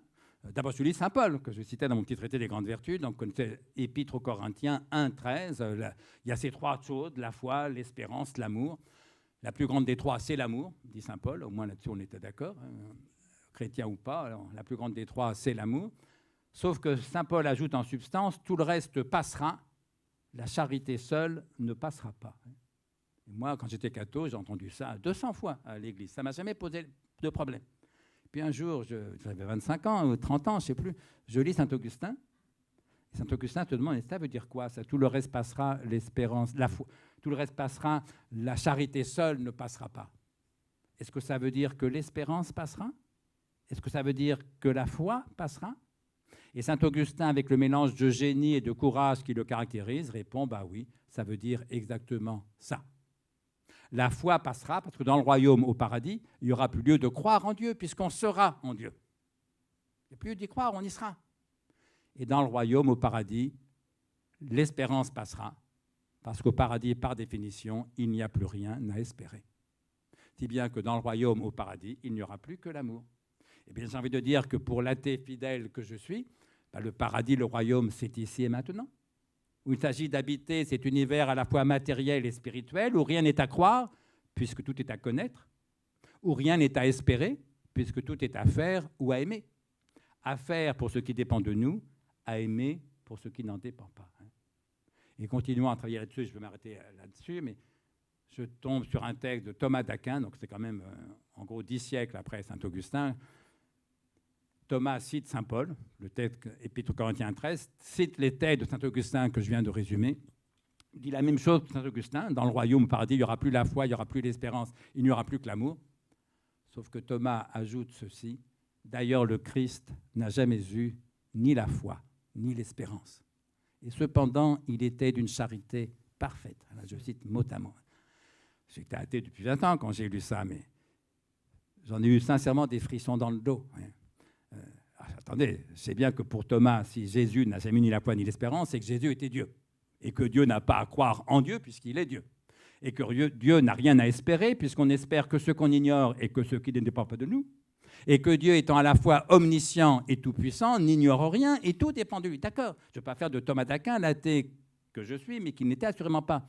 Il n'en reste pas moins que pour l'athée fidèle que je suis, me découvrir au fond si proche du Christ qui éclairait mon enfance et mon adolescence, ça m'a conforté dans ce chemin-là, qui n'est pas un chemin d'espérance, qui n'est pas un chemin de foi. Encore une fois, je ne crois rigoureusement en rien, mais qu'un chemin d'amour et d'action. Et c'est pourquoi il ne faut pas non plus oublier la grande leçon stoïcienne. On fait toujours ce qu'on veut, mais on ne fait que ce qu'on veut. Merci beaucoup, André, de cette magnifique leçon et lecture et commentaire de votre propre texte. C'était tout simplement éblouissant. En tout cas, c'est pour moi. Ariane Nicolas a été en contact avec notre public à distance et va nous faire part de ses interrogations, de ses questions. Merci beaucoup Martin et merci aux personnes qui ont suivi très nombreuses cette conférence, cette discussion passionnante en ligne. D'abord, un petit commentaire. On vous a trouvé très drôle, donc les gens étaient très heureux de vous entendre aussi pour ça. Et on a une impression générale que la façon dont vous maniez parfois les paradoxes ou certains antagonismes a beaucoup plu. Je voulais citer par exemple une personne qui dit effectivement « impossible de reconnaître le bonheur si on n'a pas vécu de périodes très sombres ». Donc ces questions, on va les diviser en 3. Premier temps sur le matérialisme et la croyance, si vous le voulez bien. Une question, s'il n'y a rien d'immatériel, qu'est-ce que le vide dans l'espace ? Deuxième question, si on ne croit pas en la morale comme matérialiste, peut-on quand même croire à des valeurs immatérielles, des préférences qui permettent de fonder la morale, par exemple l'amour de la vie, le bonheur, l'identité ? Et troisième question, peut-on être athée sans jamais avoir aucun doute ? Voilà, je vous remercie. Alors, je termine par la dernière. On peut être athée sans avoir aucun doute si on est bête. Voilà. Mais si on est athée et intelligent, on a des doutes, évidemment. Puisqu'on est dans la métaphysique. Et donc, personne ne sait si Dieu existe ou non. Voilà, c'est clair, je l'ai dit souvent, y compris dans mon livre « L'esprit de l'athéisme ». Si vous rencontrez quelqu'un qui vous dit « je sais que Dieu n'existe pas », ce n'est pas d'abord un athée, c'est d'abord un imbécile. La vérité, c'est qu'on ne sait pas. De même que si vous rencontrez quelqu'un qui vous dit « je sais que Dieu existe », c'est un imbécile qui a la foi. Voilà. Alors qu'il ait la foi, ce n'est pas grave du tout, mais qui sottement prend sa foi pour un savoir. Ce qui est une double erreur philosophique. Croire et savoir, c'est deux concepts parfaitement différents. Et théologique, parce qu'en bonne théologie, au moins chrétienne, la foi est une grâce. Ça vient de Dieu, pas de vous. Ce que le savoir, bien sûr, ne saurait être. Donc oui, bien sûr... on peut être athée et plein de doutes, et même c'est la marque des esprits intelligents, surtout en matière de métaphysique. Mais c'est pour ça que la métaphysique est tellement intéressante. C'est vrai que quand on connaît la vérité, si vous voulez, E égale MC2, on a vite fait le tour. La démonstration est formidable. Mais, vous voyez, moi, je n'ai pas passé ma vie à me dire E égale MC2. Ou alors, on a pris la Bastille le 14 juillet 1789. Quel pied ? Ben non. Et donc, la métaphysique est d'autant plus passionnante qu'en vérité, on ne connaît pas les réponses. Deuxième, alors sur le fondement de la morale, encore une fois, être athée, matérialiste, ça n'empêche pas d'avoir une morale. Hein, on dit, faire une différence entre un salaud et un type bien, entre l'amour et la haine, entre la gentillesse et la méchanceté. On n'a pas besoin de croire en Dieu ou en une âme immatérielle pour faire ces différences-là. S'agissant du fondement de la morale, c'est différent, mais c'est un problème un peu compliqué. D'ailleurs, il y a des tas de matérialistes qui pensent qu'on peut fonder la morale. Moi, je fais partie de ceux qui pensent qu'on ne peut pas, c'est-à-dire qu'on ne peut rien fonder non plus. Il n'y a pas de fondement des mathématiques. Tous les matheux maintenant sont prêts à le reconnaître. Il n'y a pas de fondement des mathématiques. Ça n'a jamais empêché personne, fort heureusement, de faire des mathématiques. Il n'y a pas de fondement de la morale. Un fondement de la morale, ça serait quoi ? Ça serait celui qui vous permettrait d'expliquer à celui qui accomplit une mauvaise action qu'il a tort. C'est absurde, évidemment. Le problème n'est pas de savoir s'il a tort, c'est de l'empêcher d'agir, évidemment. Autrement dit, il y a toujours un moment où le fondement de la morale, ça suppose qu'on respecte le principe de non-contradiction. Voilà. Au fond, ce que montre Kant, comment il fonde la morale, il montre que celui qui agit mal viole le principe de non-contradiction. Mais attendez, il est en train de violer une femme. C'est quand même plus grave que violer le principe de non-contradiction. Qu'est-ce qu'il en a à foutre de violer ou pas le principe de non-contradiction? Et donc, l'idée d'un fondement de la morale me paraît une utopie, mais en vérité absurde, parce qu'on n'a pas besoin de fonder la morale pour agir vertueusement. Et quand bien même on aurait fondé la morale, les salauds n'en ont rien à foutre, si vous voulez. Et vous-même, d'ailleurs, on est tous une assez grande médiocrité, mais quand vous hésitez entre une action un peu généreuse et une action un peu lâche ou un peu égoïste, vous avez besoin d'un fondement pour choisir? Mais évidemment non. Les SDF dans la rue, pourquoi vous ne les invitez pas à dormir sur votre canapé dans votre salon? Parce que vous manquez d'un fondement? Non, parce que vous manquez de cœur, comme moi. Comme moi. Et une fois qu'on a compris ça, ce n'est pas un fondement qu'on cherche. On cherche des façons politiques de combattre la misère. Bon, ça, c'est une chose, ça nous rassure un peu. Mais là, si je ne crois pas en l'homme, avec un grand H, comme on dit parfois niaisement, c'est que j'en suis un. L'autre question... Sur le vide, est-ce que... là, c'est une très bonne objection. Vous avez raison. Alors, je pourrais dire, à supposer que le vide soit vraiment le vide, mais les physiciens nous expliquent que le vide n'est pas vraiment le vide, et donc ça me donne raison. Mais je pourrais volontiers dire, comme Démocrite, comme Épicure, comme tous les matérialistes atomistiques de l'Antiquité, tout est matière ou produit de la matière, sauf le vide. Mais comme le vide ne pense pas, comme le vide n'est pas esprit, ça revient au même, si vous voulez, parce que la vraie question, ce n'est pas la question de la matière. Donc, souvent, les physiciens me disent, mais le concept aujourd'hui, ce n'est pas la matière, c'est l'énergie. Bien sûr, scientifiquement. Mais ce que les philosophes appellent matière, c'est tout ce qui ne pense pas et qui ne dépend pas de la pensée. Autrement dit, ça ne pense pas et ça ne dépend pas de la pensée. La vision qu'on en a, elle dépend de la pensée, du regard, mais la bouteille, non. Et donc, comme le vide, l'énergie, la matière ne sont pas de la pensée et ne dépendent pas de la pensée, ça rentre dans le cadre général de ce que les philosophes appellent la matière. Voilà. Mais donc, on peut dire effectivement tout est matière ou produit de la matière, sauf le vide. Mais comme le vide ne pense pas, le vide n'est pas un esprit. Et donc, ça revient à dire, on peut dire la chose négativement, être matérialiste, c'est penser qu'il n'existe aucun esprit immatériel. Et donc, à nouveau, que c'est le cerveau qui pense, que c'est le cerveau qui va mourir, et que donc cette vie est la seule que vous et moi, nous ayons à vivre. C'est un côté rigolo, il n'y aura pas de survivants. C'est un côté tragique, on va tous crever. Et à la frontière entre les deux, écoutez, essayez d'en profiter tant qu'il est temps. Merci beaucoup. La deuxième salve de questions, si l'on peut dire, concerne plutôt la question du bonheur et de la beauté. Alors, première question, dans cette philosophie de la volonté exposée par André Comte-Sponville, existe-t-il une place pour la créativité ? Ensuite, comment comprendre le terme de grâce ? La question nous a été posée plusieurs fois, parce que vous avez répété le terme. Si ce mot de grâce n'a pas de connotation divine, est-ce qu'on peut penser à une grâce laïque, par exemple ?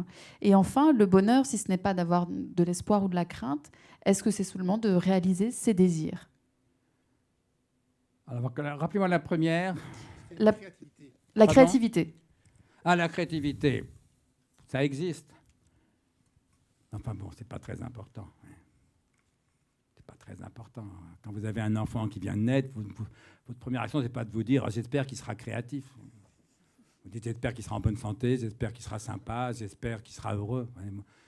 Et puis la créativité, c'est quand même l'exception. On n'est pas Mozart, si vous voulez. Voilà, donc, en philosophie, c'est important quand même la créativité. Oui, il y a des philosophes des concepts plus créatifs que d'autres, mais encore, quoique, peut-être quand tarte à la crème de Deleuze, la philosophie, c'est l'art de créer des concepts. Vous n'y croyez pas? Si. D'abord, on crée des L'inespoir, concepts. ça. On crée des concepts un concept, aussi là. Ailleurs. Donc, là, en physique, en biologie, on crée des tas de concepts. Donc, alors, sauf à définir des concepts comme concepts philosophiques, mais là, le raisonnement se mord la queue. Donc, il y a des concepts ailleurs qu'en philosophie. On peut faire de la philosophie sans créer des concepts. Parce que, finalement, ce que Deleuze est en train de dire aux élèves du terminal, aussi bien aux élèves en licence, à la Sorbonne. Tu n'as jamais fait de philosophie. Tu n'as jamais créé de concept. Oui.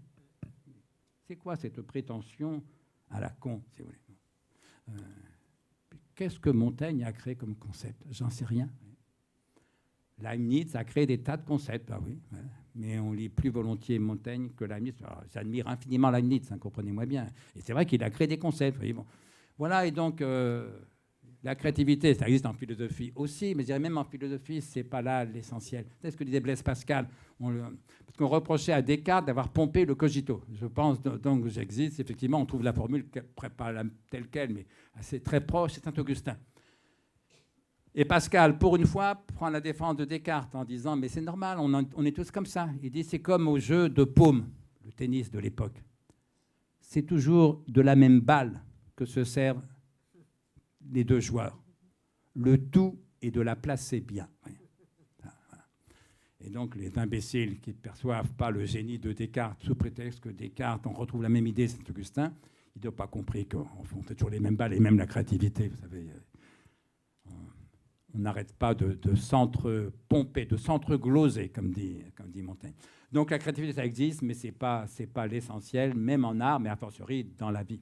Bref, il ne s'agit surtout pas, c'est ça qui est important, de faire de sa vie une œuvre d'art. Ça, c'est du pipeau, c'est de la bêtise, c'est du mensonge. Le propre de l'art, c'est qu'on peut toujours recommencer, corriger. Dans la vie, on ne peut jamais. Je vous mets au défi de recommencer votre premier baiser. Si vous le recommencez, c'est déjà le deuxième. Vous n'avez pas recommencé le premier. Et voilà, et donc la vie n'est pas une œuvre d'art. Il ne s'agit pas de se sculpter soi-même, en plus le rêve d'un narcissisme échevelé. Donc voilà, la créativité, ça existe, mais ce n'est pas très important. Deuxième question. Est-ce qu'il y a une grâce laïque? Et oui, il y a la grâce, c'est une vertu féminine. Voilà. Disons la chose clairement. Il y a quelques hommes un peu gracieux, mais c'est quand même l'exception. Toutes les femmes ne le sont pas forcément, mais elles le sont quand même souvent, si vous voulez. Bon. Donc la grâce, c'est quoi? C'est un mélange de légèreté, d'élégance et de beauté. Voilà. La grâce, pour moi, c'est Mozart. Donc ça n'a rien de religieux. Mozart était franc-maçon, comme vous le savez. Je ne sais pas ce qu'il pensait du grand horloger ou du grand architecte, peut-être rien d'ailleurs. Non, mais voilà, je prends la grâce en un sens quasi descriptif. Puis il y a les moments de grâce, les moments, la randonnée que j'évoquais, où tout d'un coup, vous êtes tellement bien. Alors que vous ne désirez rien d'autre que ce que vous faites.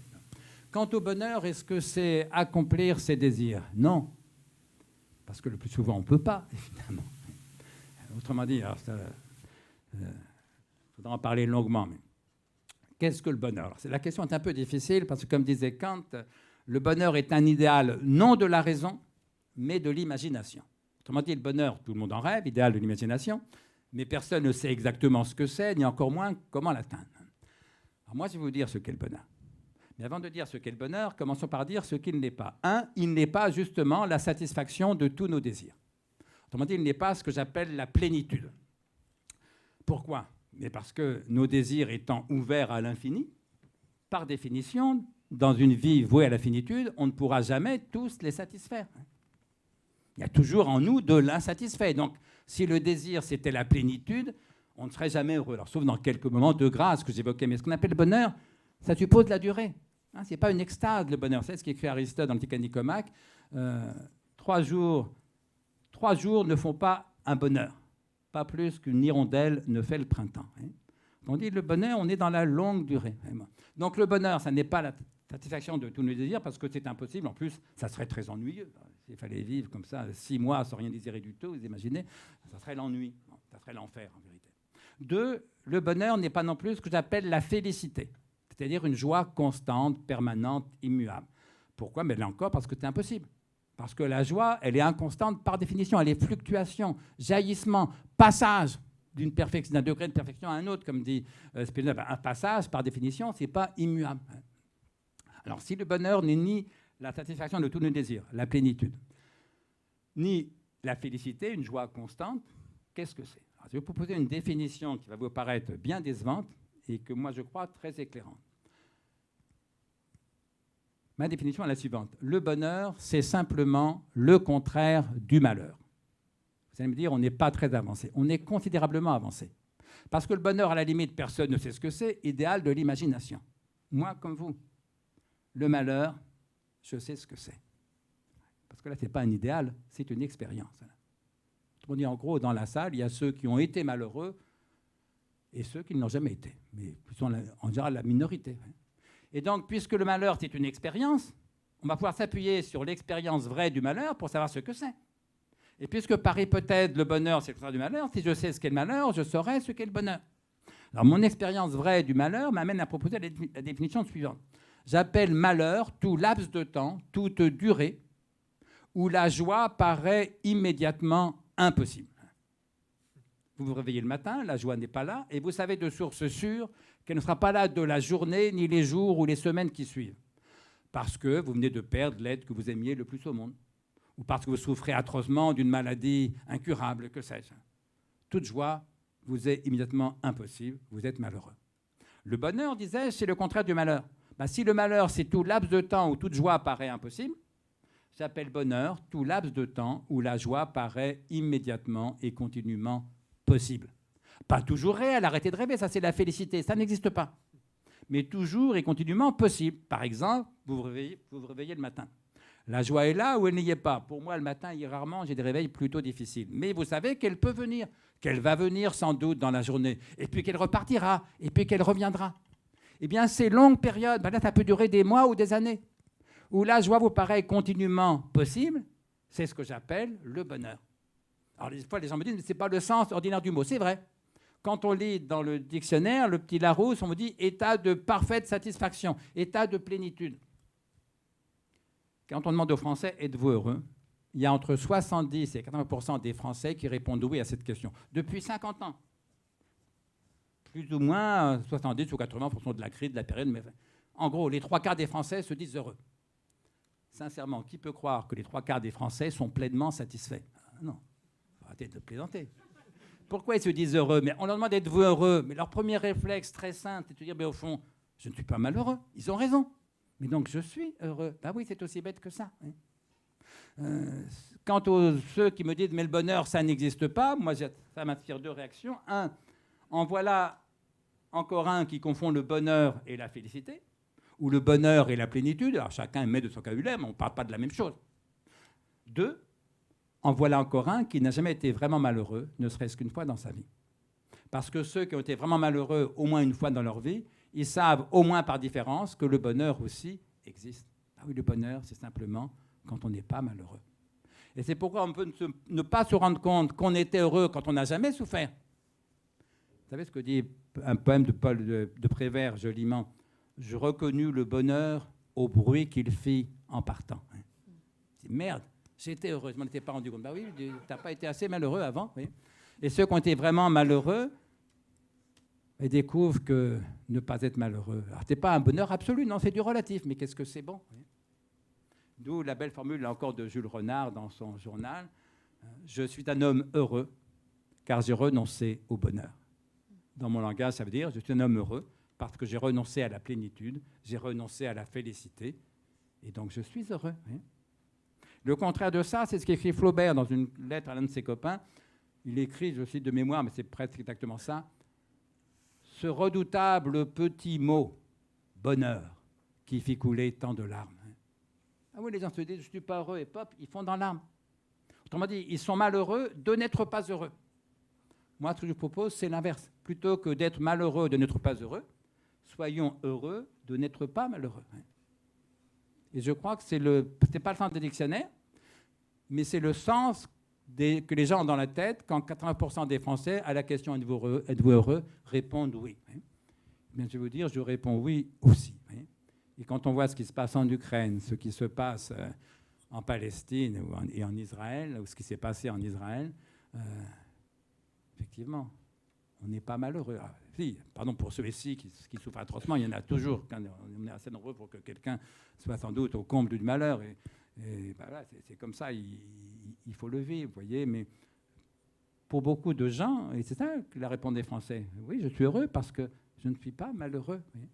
Et je crois que savoir profiter de ça, ça fait quand même partie de l'art de vivre. Vous avez cette belle formule de Sylvain Tesson, l'écrivain voyageur, qui disait un jour à France Inter, « La France est un paradis dont les habitants se croient en enfer. » Ce n'est pas vrai de tous les Français, mais c'est vrai d'une partie d'entre eux. Voyez. Et si on pensait davantage à la chance qu'on a de ne pas être malheureux, pas tous, pas tout le temps, ben on serait, me semble-t-il, un peu plus heureux. Une troisième série de questions, Ariane. Merci beaucoup. Oui, et un petit peu plus rapidement parce qu'on a déjà pris du retard. Mais bon, c'est peut-être une question un peu plus politique. Quelqu'un se demande, que pensez-vous du capitalisme aujourd'hui? Et est-ce que la sobriété ou le dénuement est un contre-modèle, par exemple, dans le cadre du réchauffement climatique? Et une dernière question, je trouve très belle, qui est: quelle relation avez-vous encore avec l'enfant que vous étiez? Le capitalisme, bon, c'est notre système. Il a été très efficace pour créer de la richesse. Il faut quand même rappeler que la pauvreté a reculé dans le monde ces 50 dernières années, davantage que ça n'était jamais arrivé, jamais, depuis 300 000 ans. Alors ça nous pose des problèmes, parce que les Chinois, les Indiens qui mouraient de faim quand j'étais enfant, maintenant nous prennent des parts de marché, mais d'un point de vue humaniste, c'est une merveilleuse nouvelle. Voilà, sauf que le capitalisme est formidable pour créer de la richesse, mais un, la richesse n'a jamais suffi à faire une civilisation. Deux, cette richesse nous mène dans le mur écologique. Parce que le capitalisme fonctionne en gros à la croissance. La croissance économiquement est un processus en principe indéfini. On peut toujours rajouter de la richesse à de la richesse. Sauf que ce processus économique, en lui-même indéfini, est en train de se rapprocher dangereusement des limites, elles, strictement finies, de l'écologie, qui sont les limites de la planète. Vous connaissez les chiffres. Si tout le monde entier vivait comme nous vivons nous, en Europe, a fortiori comme vivent les Américains du Nord, il faudrait 3 planètes. Manque de peau, on n'en a qu'une. Et donc nous sommes en train d'aller, pour de très bonnes raisons économiques, la croissance, vers une catastrophe écologique annoncée. Et donc la question, c'est qu'est-ce qu'on fait? À cette question, le capitalisme ne répond pas, parce que le capitalisme ne répond à aucune question en termes de volonté. Le capitalisme, ce n'est pas une personne, ce n'est pas un esprit, il n'est ni moral ni immoral, il est foncièrement amoral, comme j'ai toujours expliqué. Et donc ça dépend de nous. Ça dépend de nous, mais la difficulté, c'est que la logique de la croissance correspond assez bien à notre fonctionnement anthropologique. I can get no satisfaction. Je ne suis pas satisfait. J'en veux toujours plus. Et donc, c'est facile de taper sur le capitalisme, mais ce n'est pas le capitalisme qui souhaite avoir une pièce de plus dans son appartement. C'est vous, c'est moi. Ce n'est pas le capitaliste qui souhaite aller un peu plus souvent au restaurant, voyager davantage, prendre l'avion. C'est vous, c'est moi. Et donc, ça dépend de nous de combattre le fonctionnement foncièrement amoral, économiquement productif et écologiquement destructif du capitalisme. En inventant un autre système, vous écouterez avec intérêt si vous avez un autre système à proposer. Pour l'instant, je n'en ai pas repéré qui m'est paru crédible. Ceux qui ont été testés ont clairement échoué. Ou bien en régulant de l'extérieur le fonctionnement amoral du marché. C'est ce qu'on appelle des régulations. Ça ne peut passer que par la politique. Si vous comptez sur la conscience morale des gens, de vous et de moi, pour prendre moins l'avion, pour arrêter de manger de la viande, pour réduire le chauffage à 12 degrés plutôt qu'à 20, si vous voulez, ça ne marchera jamais. Oui. Et donc, nous allons devoir inventer collectivement un système de contraintes politiques afin d'imposer, pour des raisons morales, des limites strictes au fonctionnement amoral du capitalisme. C'est facile à dire, mais c'est très, très difficile à faire. Hein. Et donc, bon courage à nos hommes politiques. Hein. C'est pourquoi moi, je m'interdis de cracher dessus. On a le droit de les combattre, évidemment. Je ne m'en prive pas parfois, mais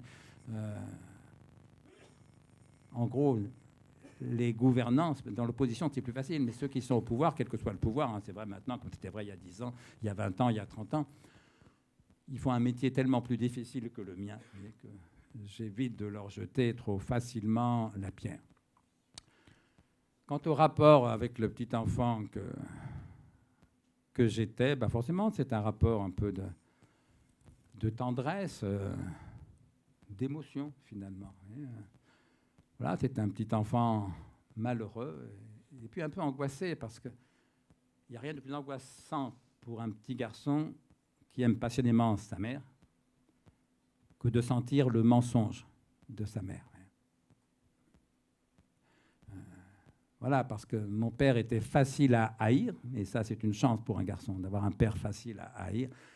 Je pense souvent que beaucoup de nos jeunes gens ont du mal, de nos jeunes hommes, hein, les garçons, quoi, ont un peu du mal à grandir parce que leur père est devenu tellement sympa, tellement aimant, tellement tendre, que nos malheureux garçons, ils ont 2 mamans, hein, papa et maman. Hein.